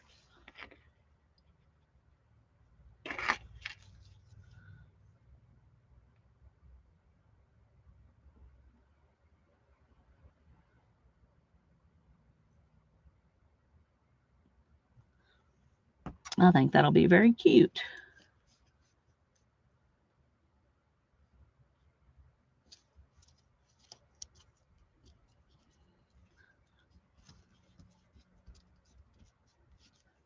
See, we're just going to glue it like that, and then he lifts up when you open it.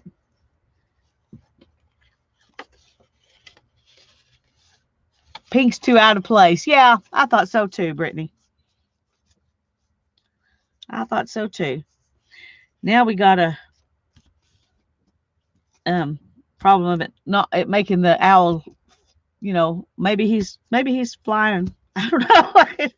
It won't stay shut. I've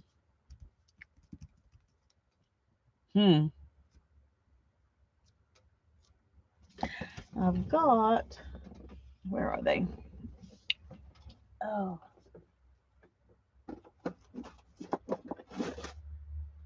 Nope, not that. Here it is. Let me find a little paper, a little circle cutter. I'll be right back.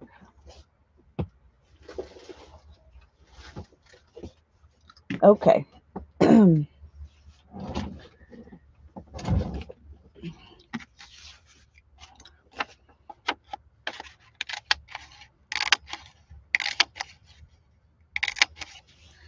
Okay.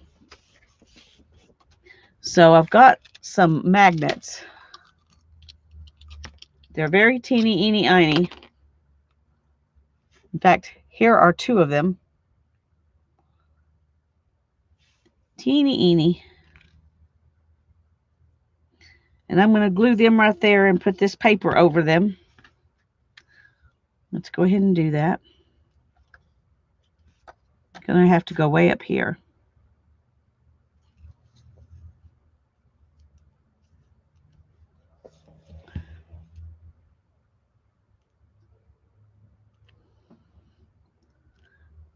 Right close to the top, because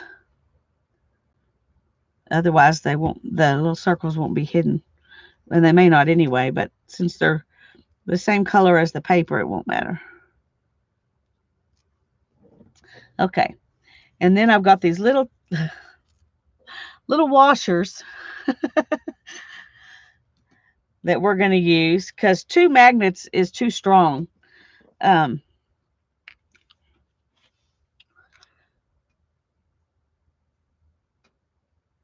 I'm going to just glue the magnet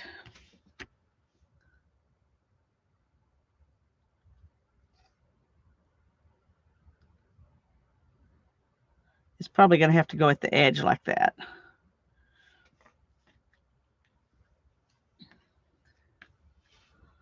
I haven't ever done this before. I bought these magnets and I haven't even used them, so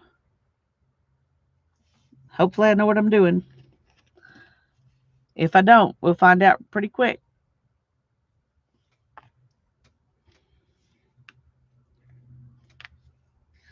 Okay, we're going to let those sit just a minute. And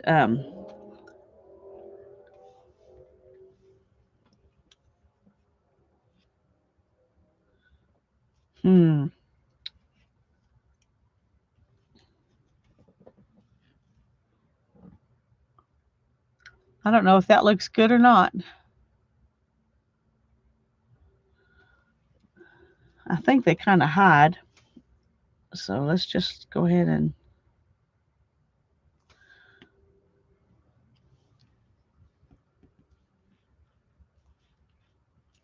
let's see.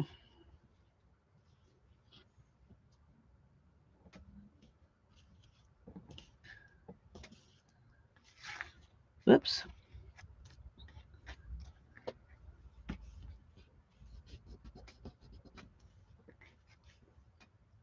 Cut the circle in half. Oh, that's a good idea. But I already did one, so now I'm gonna make them the same. that would have been perfect, Tanya. Never mind. Yeah, it's the way it goes. We just don't look up at the right time, and we miss good advice.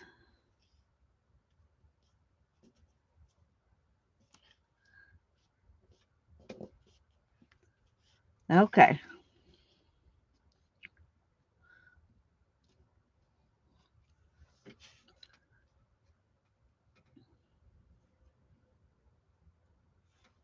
And now I'm going to put glue all over this. And I'm going to stick it right there on the magnet.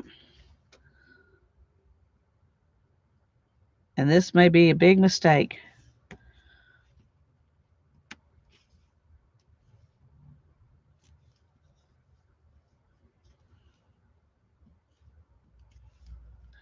And then I'm going to do this. You didn't type fast enough.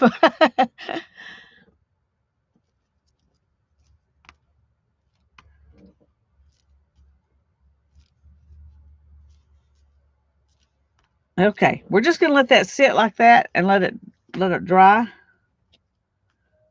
And then we'll see if it works to open and shut them. But that at least makes the owl sit down better. Oops. Okay. Now we can,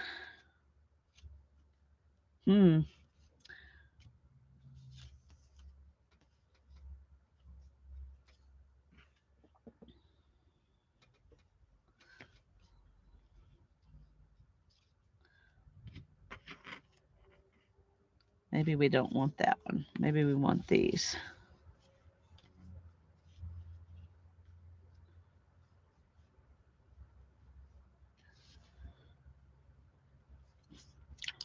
Is that too?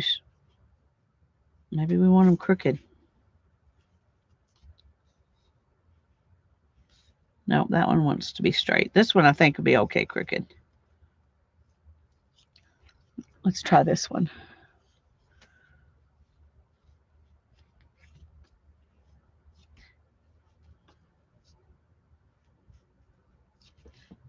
Okay, I like that.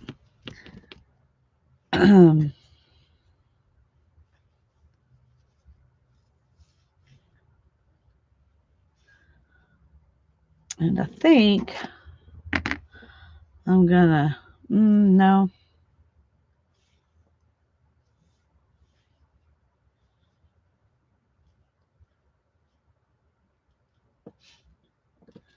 Okay, I may do it like that.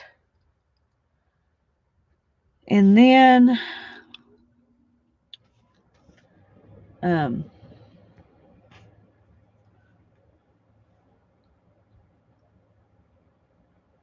let's turn off that. It's a heater, but it feels like air conditioning. Okay.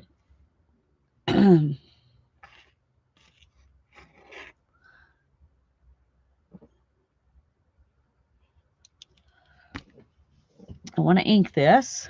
I just put my ink up, of course.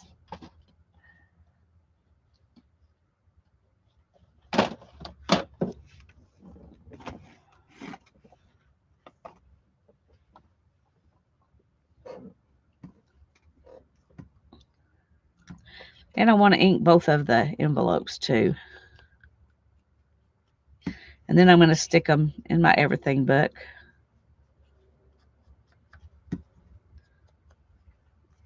Because they're the first envelopes I've sewn on the sewing machine. That deserves to be commemorated. At least it feels like it does to me. Are y'all still here? Chat has not moved. Am I still here? It says I'm streaming.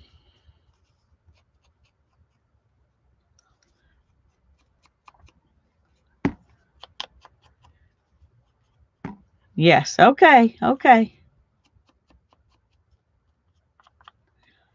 Thank you. When nothing changes for a while, I think something's wrong. Something's wrong.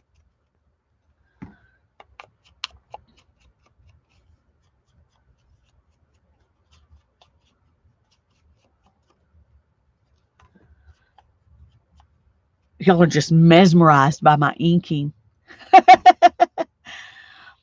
One of the best things I found at Dollar Tree was the slime making kit. My 4-year-old niece wants to have a sleepover with me and make slime. Cool. We made, is it called Glack? I can't remember. It's made with cornstarch. When my kids were little, they just thought that was really cool. They probably would have liked slime, but they were before the days of slime.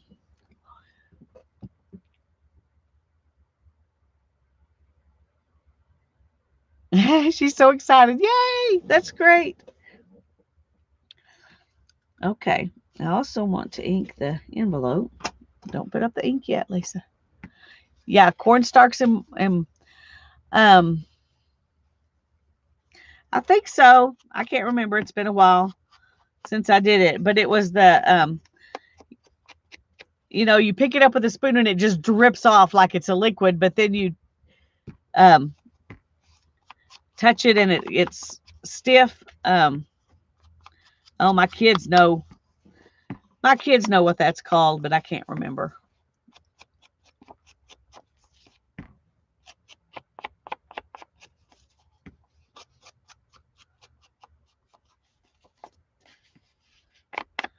They even did a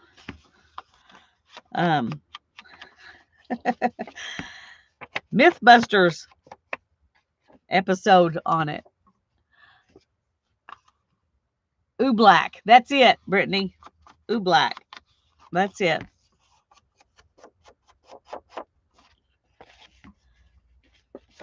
Yeah. Oops. You got to be gentle with these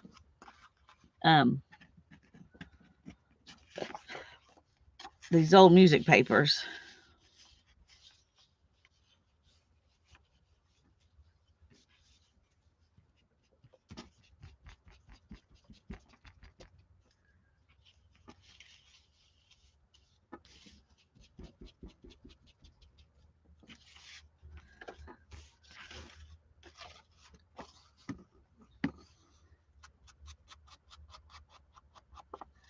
You know some secrets, yeah. Well, they had fun with that, but they didn't want to do it. I mean, I think we only did it twice because they didn't like trying cleaning up the mess. And it does make a mess. But they thought it was cool.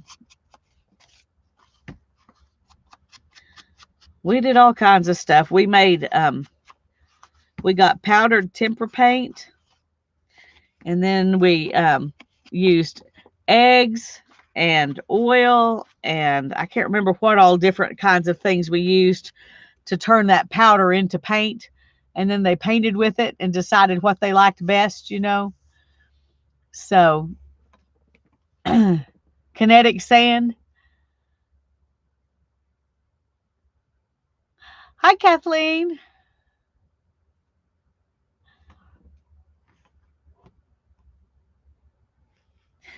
We had that sand. I'm trying to remember what it was called, but we got some of that. But they were really just getting to the age where they were really a little too old to care about it too much. So they didn't play with it much. But I can't remember what the sand was called. That may have been what it was called, but I was thinking it had a, and I may be thinking of what the brand was or something that had a different name.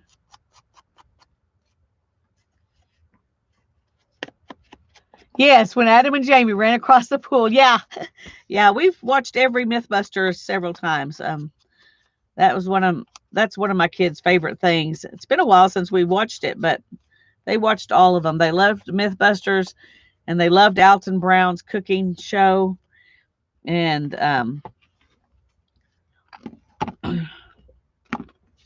okay, let's see if we can open this.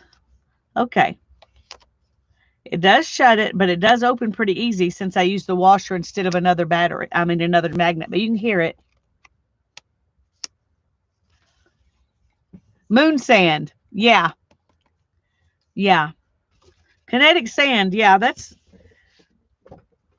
a moon sand is what it was called. At least I think that's what it was called, but it was definitely a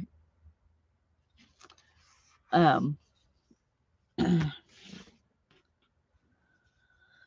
I can't think. My words are not coming. Okay. So now you know, if you buy these tiny little magnets, buy little washers, the smallest ones you can find, to use with them. That way you get twice as much use out of your magnets.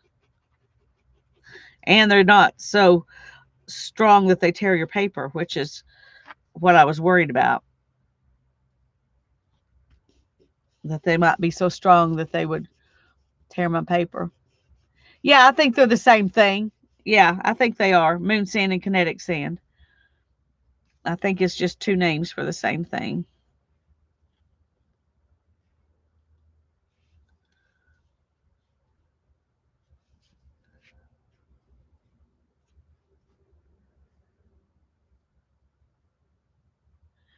Yeah, I bet they were.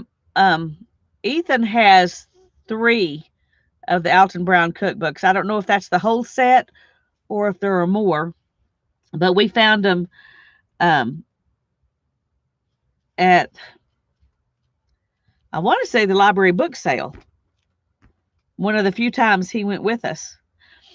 He worked at the library, so he didn't care to go to the sale. There's too many people. But he loves those books. He cooks out of them a lot. He makes chocolate waffles that I wish I did not like. They're dessert. That's what they are. But they're delicious dessert.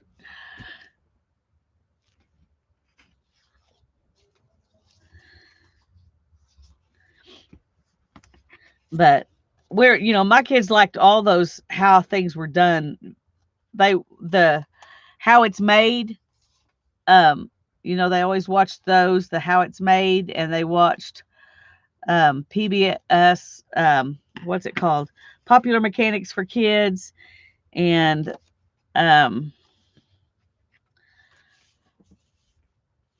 Oh, how the states got their names. That is a really interesting set of kind of documentary type things. They love that too. I should have put one right there to hold that down better, but I'm just going to, two's enough. Okay.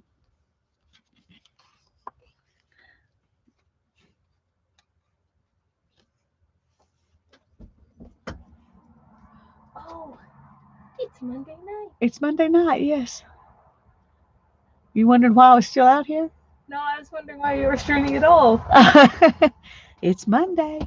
I'm sorry, the sun is going down later. Yeah. Can I have one more of the egg thingies? Yes, you may. Thank you. You're welcome, hon. I'm gonna get some of my own on Wednesday. That's really easy. Yeah, and they're on sale right now for less than $6 for a whole package. So they were $9 when I bought the first package. I'm getting two. Okay. Well, we'll get them Wednesday. Sorry about that. Hannah just was asking about these keto wraps that we found at Sam's. And I found them again today when I was there, and they were on sale. So I bought another package, and so she's gonna buy her own package. I think we're gonna put that one down there. Yeah, I was surprised how well these little wraps worked. I made some burritos out of them. I just put taco meat and cheese, rolled it up inside of it, and then put it in the microwave for a minute. And I mean, they held together where I could eat them like a burrito. I was happy.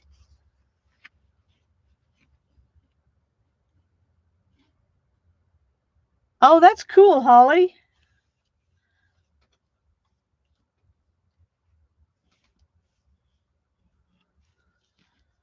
Hmm. Is that too much? Should it be just like this? Bees are never just one bee, though. You never just see one bee.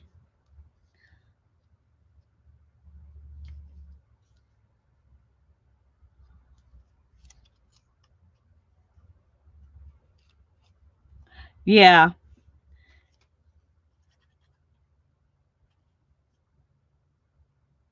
And these are zero net carbs, so the if you watch your carbs, then they're really good. Okay. Um,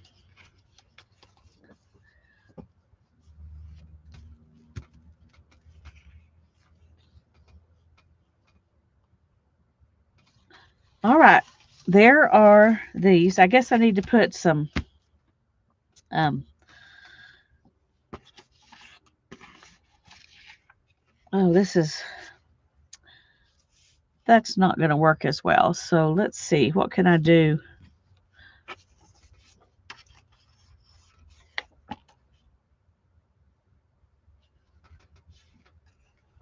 I have an idea. Let's see.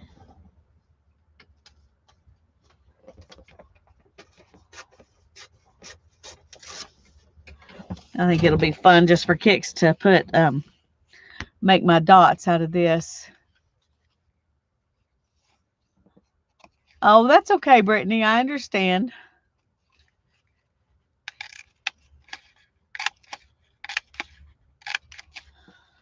Okay.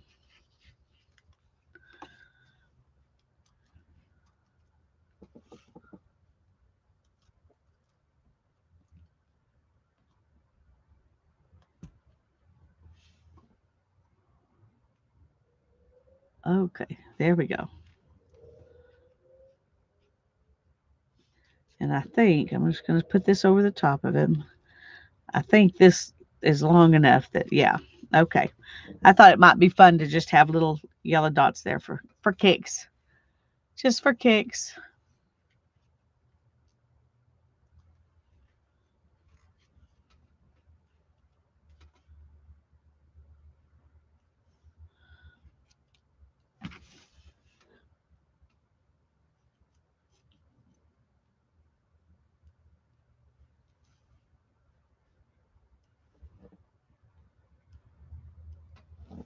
Okay.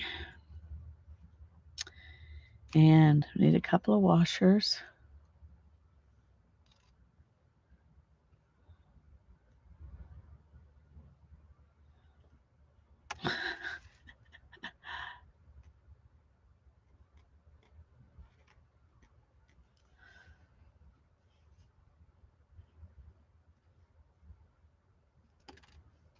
Oh, I put it on the wrong side. Oh, well, that's okay. That's okay.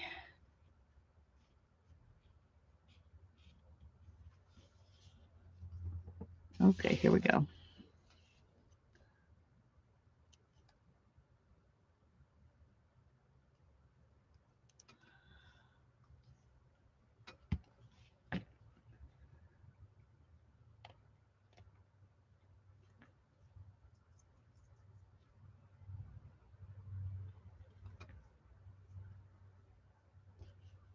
Wow.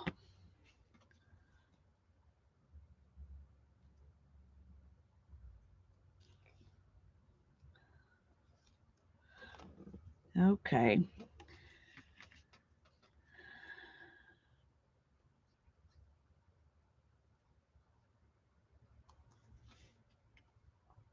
I don't think I had a favorite. The Secret Garden was my favorite book, but I don't think I had a favorite.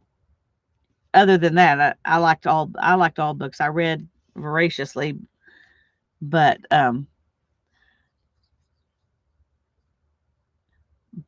we didn't have money to buy a lot of books, so I got a lot of books at the library. That's where I got my books from mostly, and borrowed books from friends. I read all the all the Nancy Drew, all the Hardy Boys books.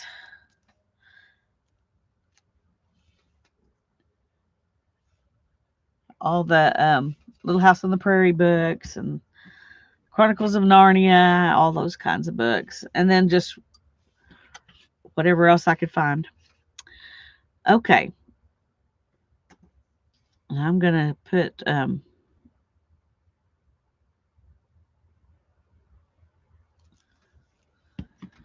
we're going to do this one just like we did last time.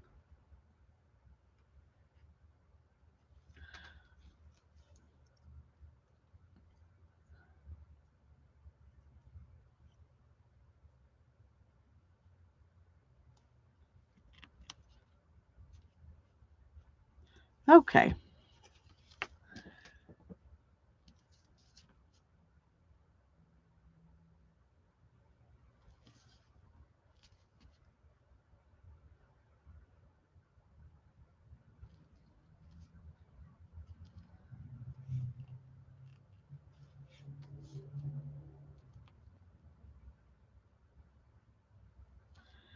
Okay.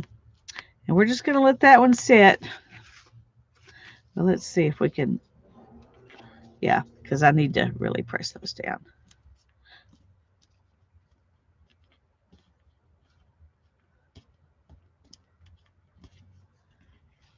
Okay. Now we're going to let that sit. So we got 2 envelopes that I'm going to put in my everything book.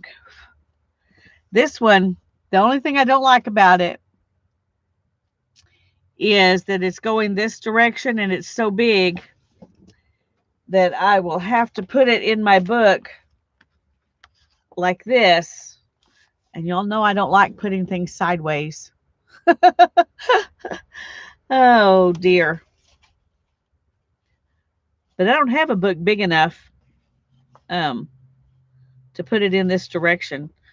But I was just using the paper. I wasn't thinking. I was just practicing sewing. And the point of it is to remember that this is the first one I did. So it's not to have a perfect. Now I'm wondering. That's what I'm going to do. Okay, I'm going to put this one down like this. I'll have to come back someday and make something to go inside it, but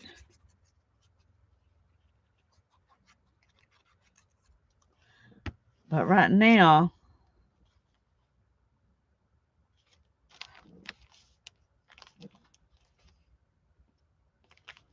so put it in right and have it be a big tab at the top.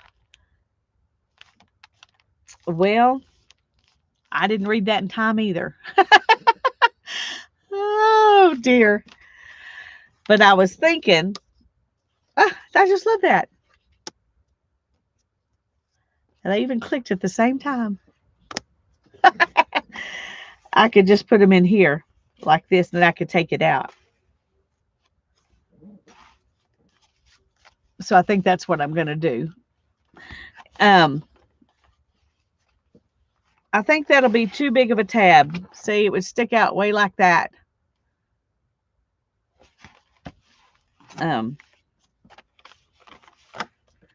So we're going to just do it we're going to put it in a tuck spot here, or pocket, or whatever you want to call this little tiny thing here.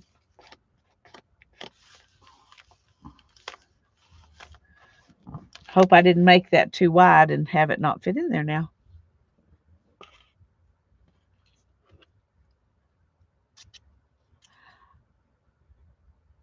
No, there's not room in there. It might fit in there, but I've filled it up.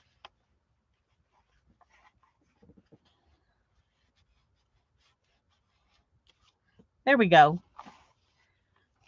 Now I need to write.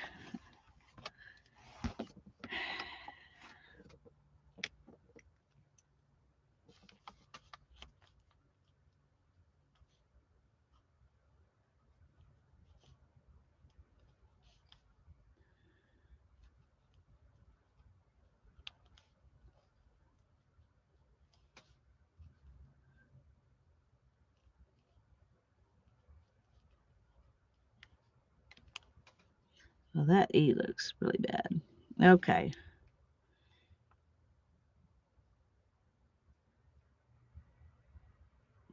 Okay. My first two machine sewn envelopes. It's like my baby book. It's my baby steps book. Okay. Oh. There we go. I'm happy with that. We could put some owls on here. Wouldn't that be cute? I think right down there. Okay, Brittany. Good night. Thanks for coming.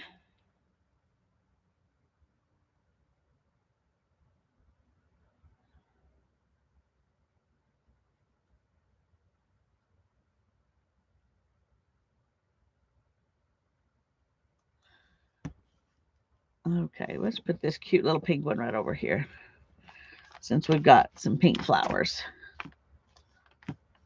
All right, I need to stick a little glue under there.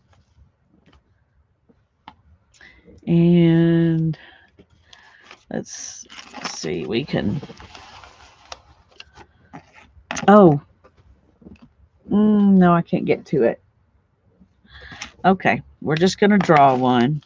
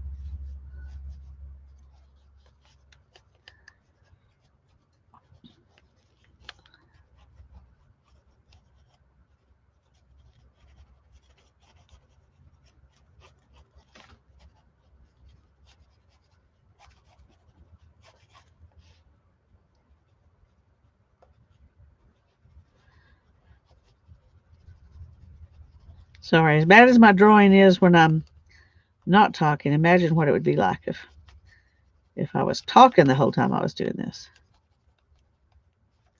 Okay. There's a branch. In case you couldn't figure that out, it's a branch. Good night, Tanya. Yes, do some chores and get some rest. Bye-bye, Brittany. Okay, and I'm going to put a couple of little owls up here. Little owl buddies looking down at this one and wondering why on earth is he on that flimsy little branch down there? What was he thinking?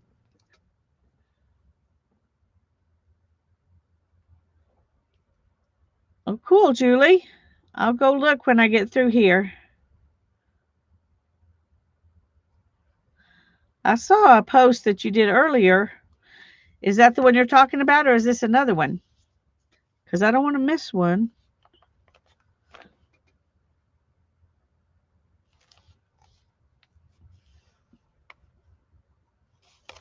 Yep, I love these little owls on here. That's so cute.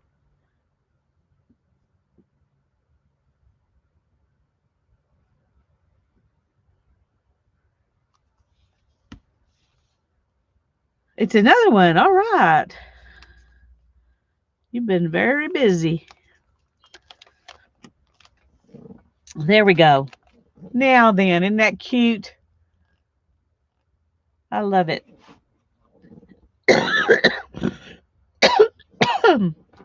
Excuse me. I'm going to go ahead and write on here that the owls came from Beth.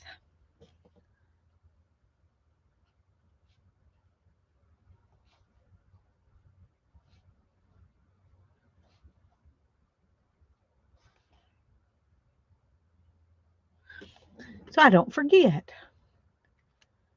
The owls are cute, aren't they?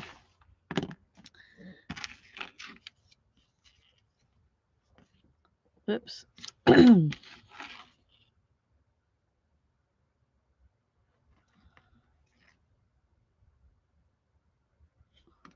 Okay. I can't believe it's been over 2 hours and all I've done is work in this book and show Happy Mail. But it was fun and I enjoyed it. I got to use some magnets that I haven't used before, so that makes me happy. These need to be put back up or I'll lose them.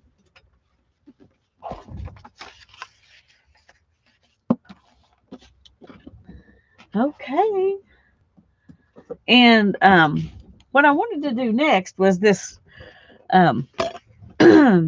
experiment in making some, what do you call it? Gilding wax. So we're going to try it and see. I'm glad, Janet. Okay, I need, I think this. And I don't know how easy it'll be to get that out of there.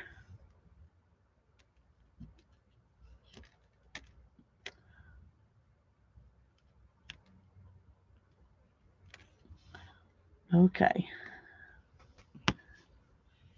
Well, this smells like shoe polish. That's the only downside to it. I don't know if that smell will go away or not.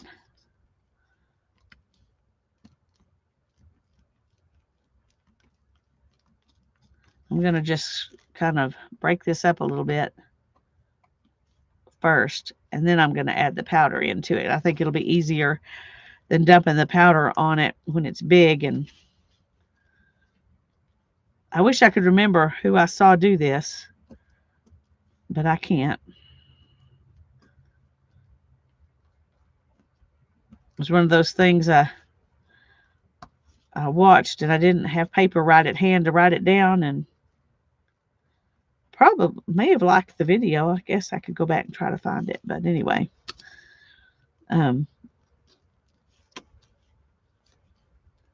Okay. Now this is just clear shoe polish. Whoever I was watching used I think tan shoe polish. And then she added gold gilding, Guilding, gilding wax. Yeah. She added gold, um, whatever it was she added. I don't know if it was eyeshadow or if it was something else.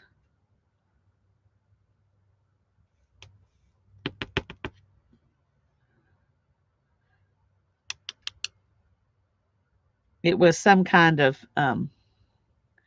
mica powder. That's all I know for sure. Okay. I think I may have too much of the wax, and we'll see.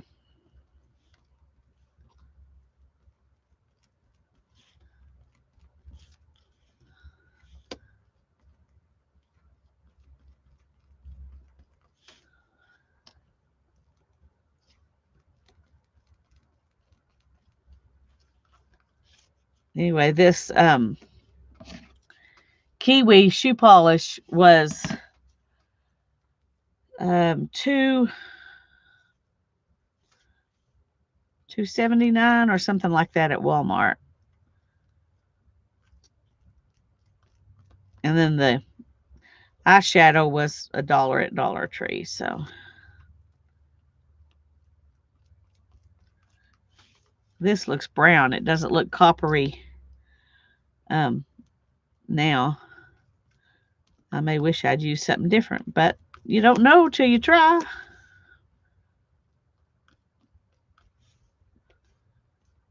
Anyway, we'll just see if it works, whatever color it is. And I may need to add some more.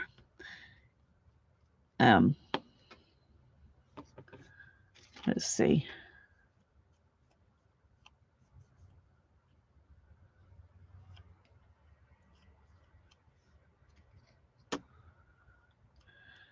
Well, you definitely get something on there. I don't think this will dry as quick as like Inca Gold does, because Inca Gold, once you rub it on there, it's pretty much dry. I think I'm going to add some Perfect Pearls.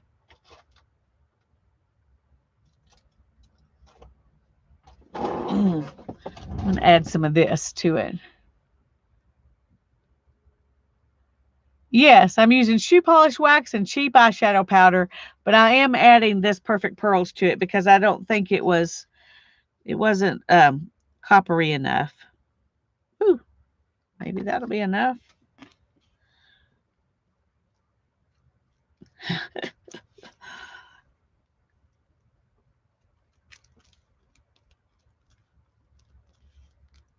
The eyeshadow wasn't as metallic-y as I thought it was. It looked more metallic-y here than it did once I got it mixed in this. So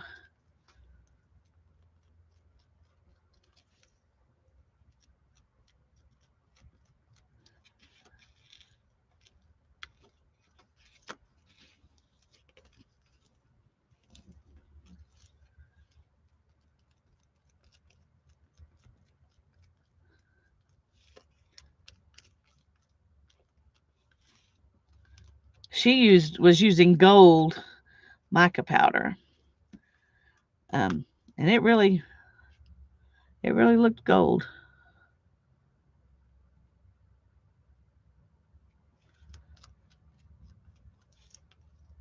Hers looked beautiful. I don't know.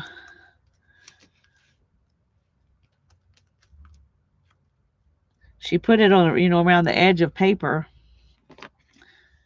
So I don't know if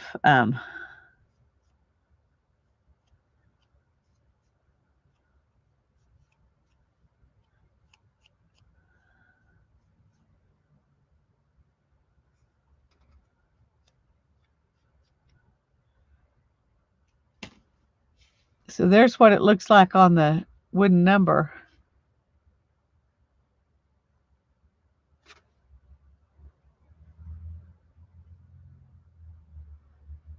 It's a little more shiny than it looks on the camera.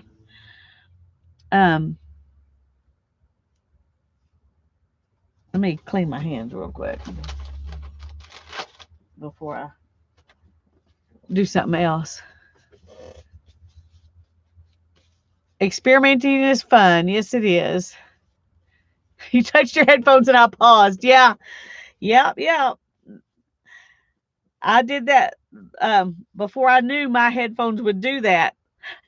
And I was like, what happened? It broke. You know, something's happened. And then I realized.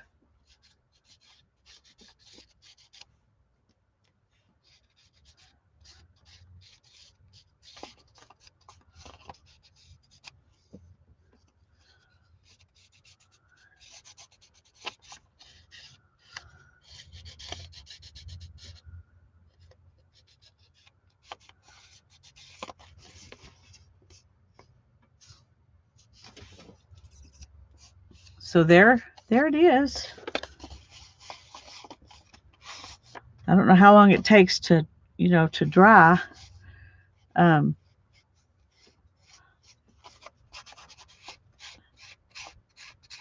having a hard time being exact with it. It's a little more gritty feeling than the, what you buy.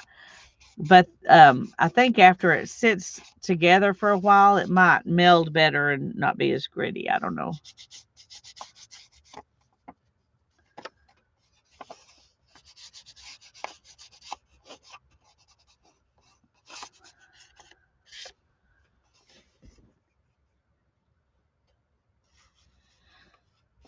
It dries.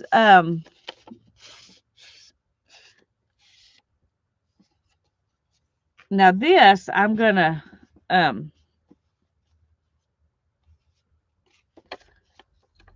looks cute. Let me just go ahead and go around the edges here. And then we'll, that way we can see if it stays once it dries.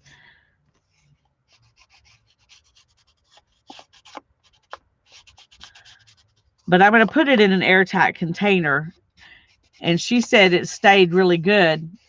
She didn't have any trouble with it drying out. But she had an airtight container to put it in.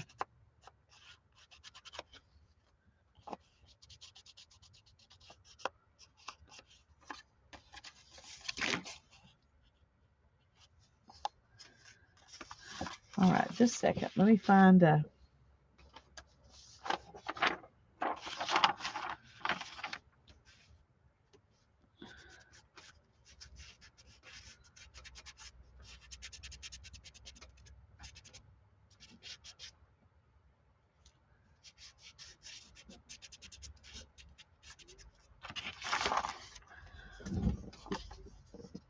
So that turned out cute.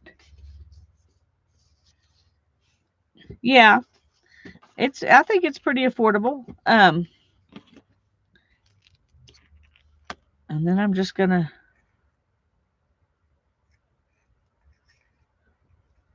put it in here.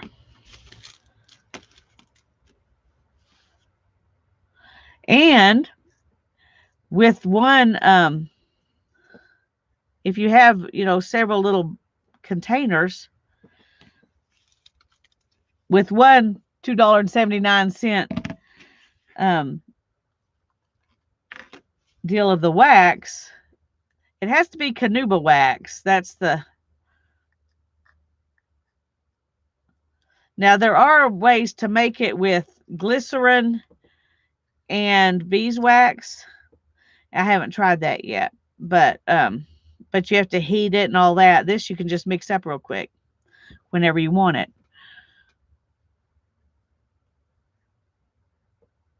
Anyway, if you have, several containers and several different kinds of mica powder, you can make all the different colors that you want. And once it dries, it really doesn't smell much anymore. It's kind of like when you polish your shoes. Once they dry, they don't smell bad anymore. But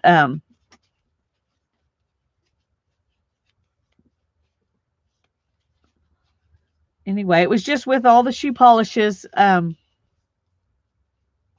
at Walmart, back in the shoe department.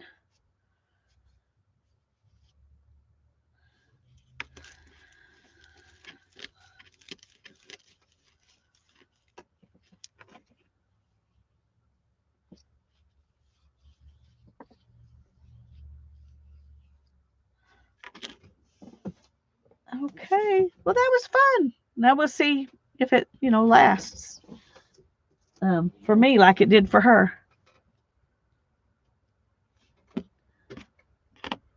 But I do think the Perfect Pearls worked better than the eyeshadow, um, because this one didn't. Maybe a more expensive eyeshadow would work better, but just regular mica powder, if you just bought mica powder, that would probably be the best thing to put in there. So we did that.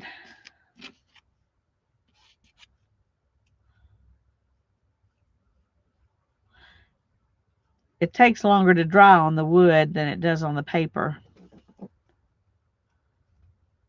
But it just actually looked like I stained the wood, really. But it feels nice.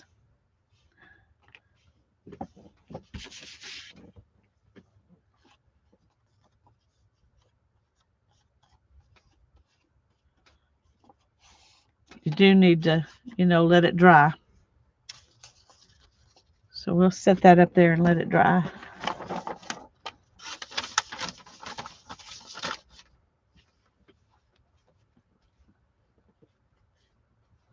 You're back. The Popcorn Fairy decided to make popcorn, so chores are postponed. Cool. That sounds like a wise Popcorn Fairy. He knew he needed to rest, and so did you.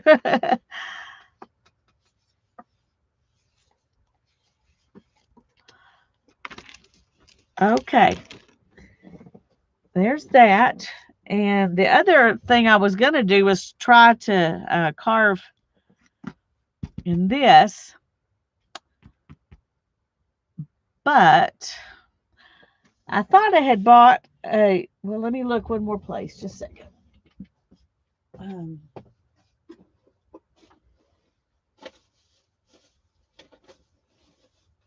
Yes, I did. Okay. I was going to say, I thought I had bought a set of carving tools at Dollar Tree so I could show y'all and we could see if they work.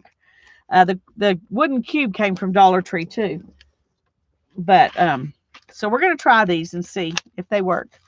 I got these thinking we could see if they would work for carving erasers. But I decided if I'm going to carve on wood, I probably ought to carve with wood carving tools. I don't want to use my X-Acto knife to do what I'm wanting to do. It'd be harder. The envelope looks pretty. Yeah, I think it does. I think it looks nice. And once it dries, it's not rubbing off. It's not rubbing up to the different part of the envelope or anything. So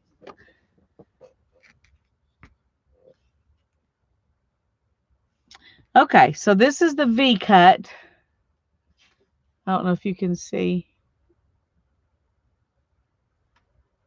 Well, there we go. And that's a lot of what we do when we're carving stamps is with a V cut. And that's a pretty big V cut, so you have to be careful. But anyway, I just thought I would see. And this is not wanting to cut very easy. So this is not a good stamp carving. Stamp carving wood. Balsa wood, from Michael's or something will carve real nice, but this doesn't. So this has to be used for something else rather than making stamps. I could, though, let me see how this works on a, they may be too cheap to even work on an eraser, but let me check and see. I think I have an eraser down here. I can.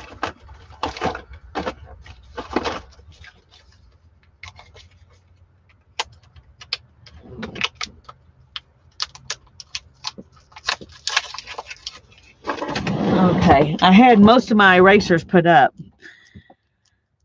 and I don't want to go over there and bend over and pull them out. So I put them up until December. So, but let's see how these work on an eraser, because that's the way probably we would mostly want to use them.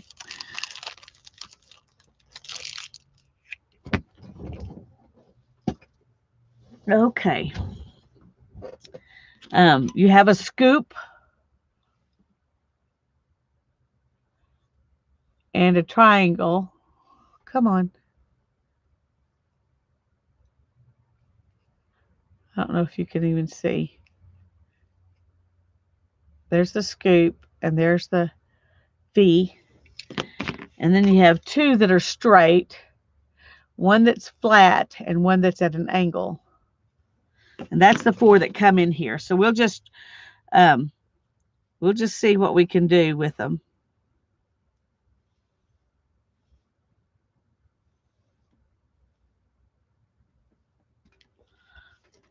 Well, that cut real easy.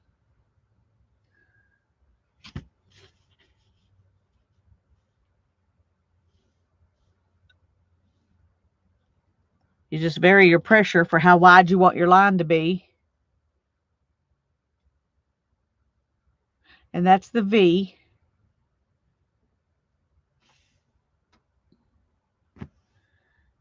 And let's try the scoop.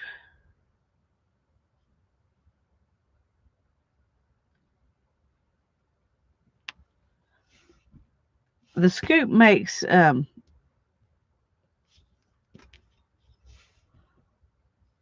works pretty well too, but it goes down, it digs down more, and so you have to be more careful with it. And this one would probably be good for just taking off excess, like you would use the X-Acto knife to take off excess. That one works pretty good. This one, I don't know what you would use this one for.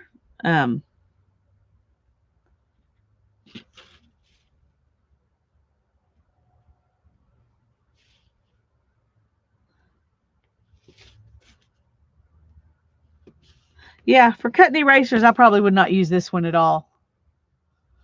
But this one works good to take off edges. And the V works pretty good. The scoop is pretty wide, so it's easy to mess it up, but this one was good.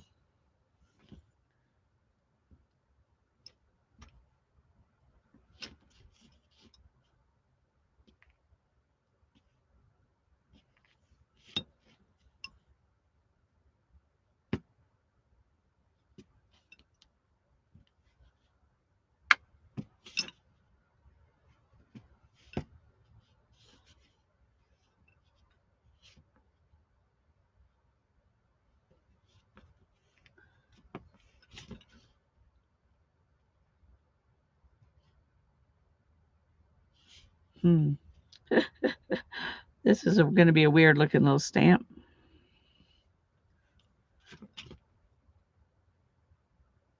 But that's okay. Those are some of the funnest ones.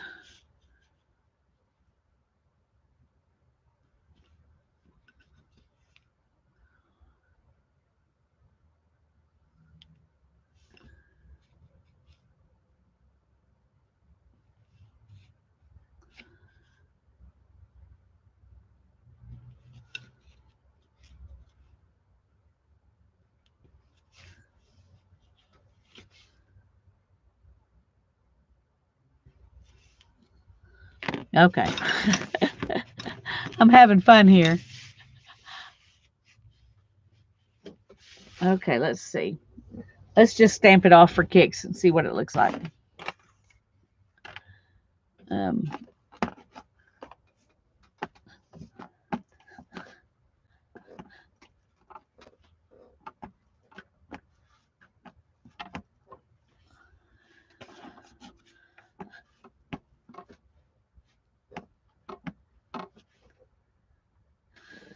All right, that's fine. Oh, sorry, I didn't have paper handy.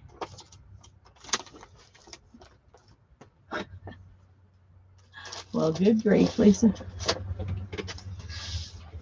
All right, let's just stamp it off on the back of this.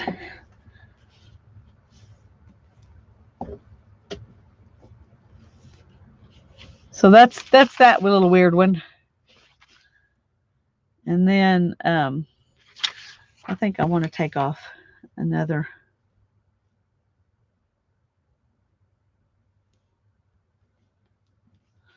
line there.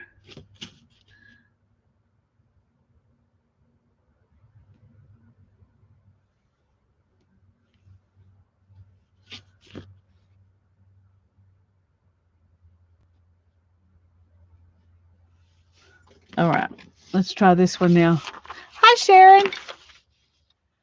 Yeah, I think it's fun. It definitely looks random.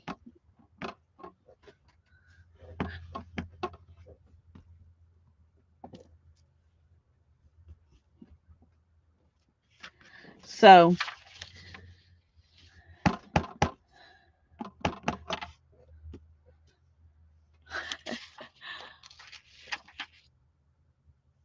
let me go ahead and scoop out the end. Then we have 2 lines. So anyway, so these do work. I think they're you can't do as detailed as stuff probably because this V is so big. But if you learned, using this, you learn how to use the pressure. And probably if I was carving stamps, these are the 2 I would use. This one to take off the big stuff, and the scoop will take off big stuff too. And the V for the detailed work. Anyway, so now you can decide if you want to mess with trying these out from Dollar Tree or not.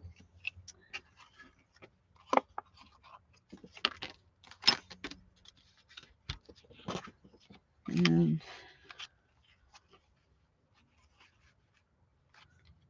there's that. I'm just going to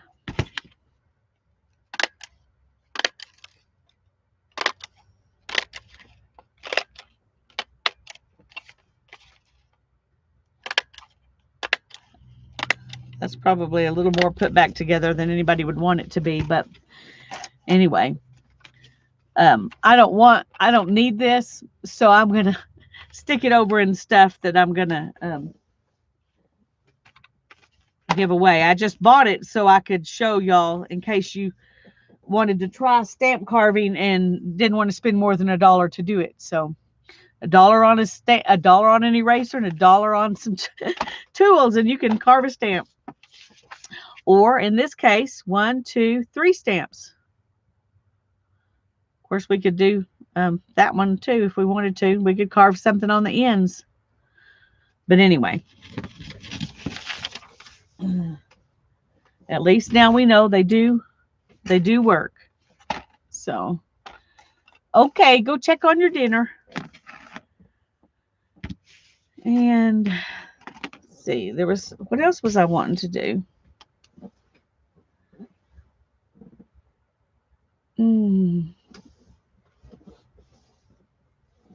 Oh, I was gonna paint a little, but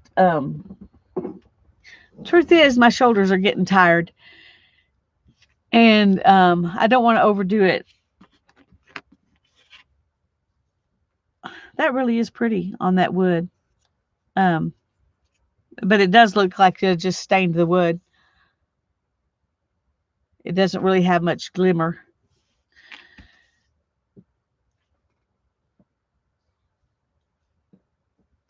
I'm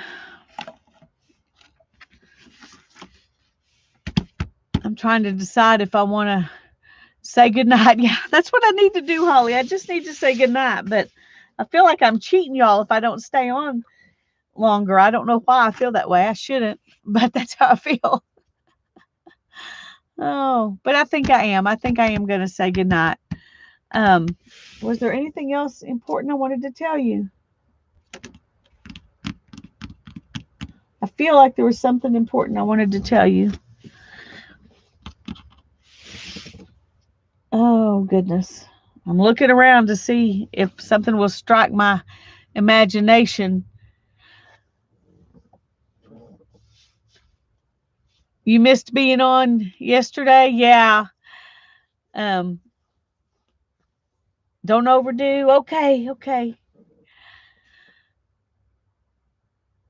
Yes, y'all need cardboard for when Tanya gets here. Um, you could use, if you got something in the mail in one of these boxes, you can use one of these boxes. Um, I just I just took my box of cardboard pieces out to the car for now because I'm trying to move things around and those were just in the way. So I don't have my box of cardboard pieces, but if you've just got some cardboard pieces, they don't have to be a box.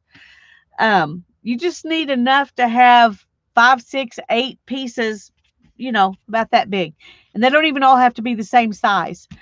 But you need cardboard for that. You'll need your paints and some scraps of painty papers or whatever that you might want to use. So just normal stuff. Yes, corrugated cardboard.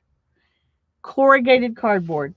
And that's one reason I mentioned this box, because these priority mailboxes, the white stuff comes off really good to reveal your corrugated part, and that makes it.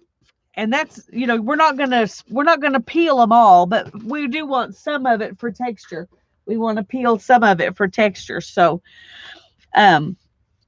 if you go to Sam's, look around. I've got lots of cardboard that I got at Sam's. That's just pieces of cardboard they threw in there with all the boxes.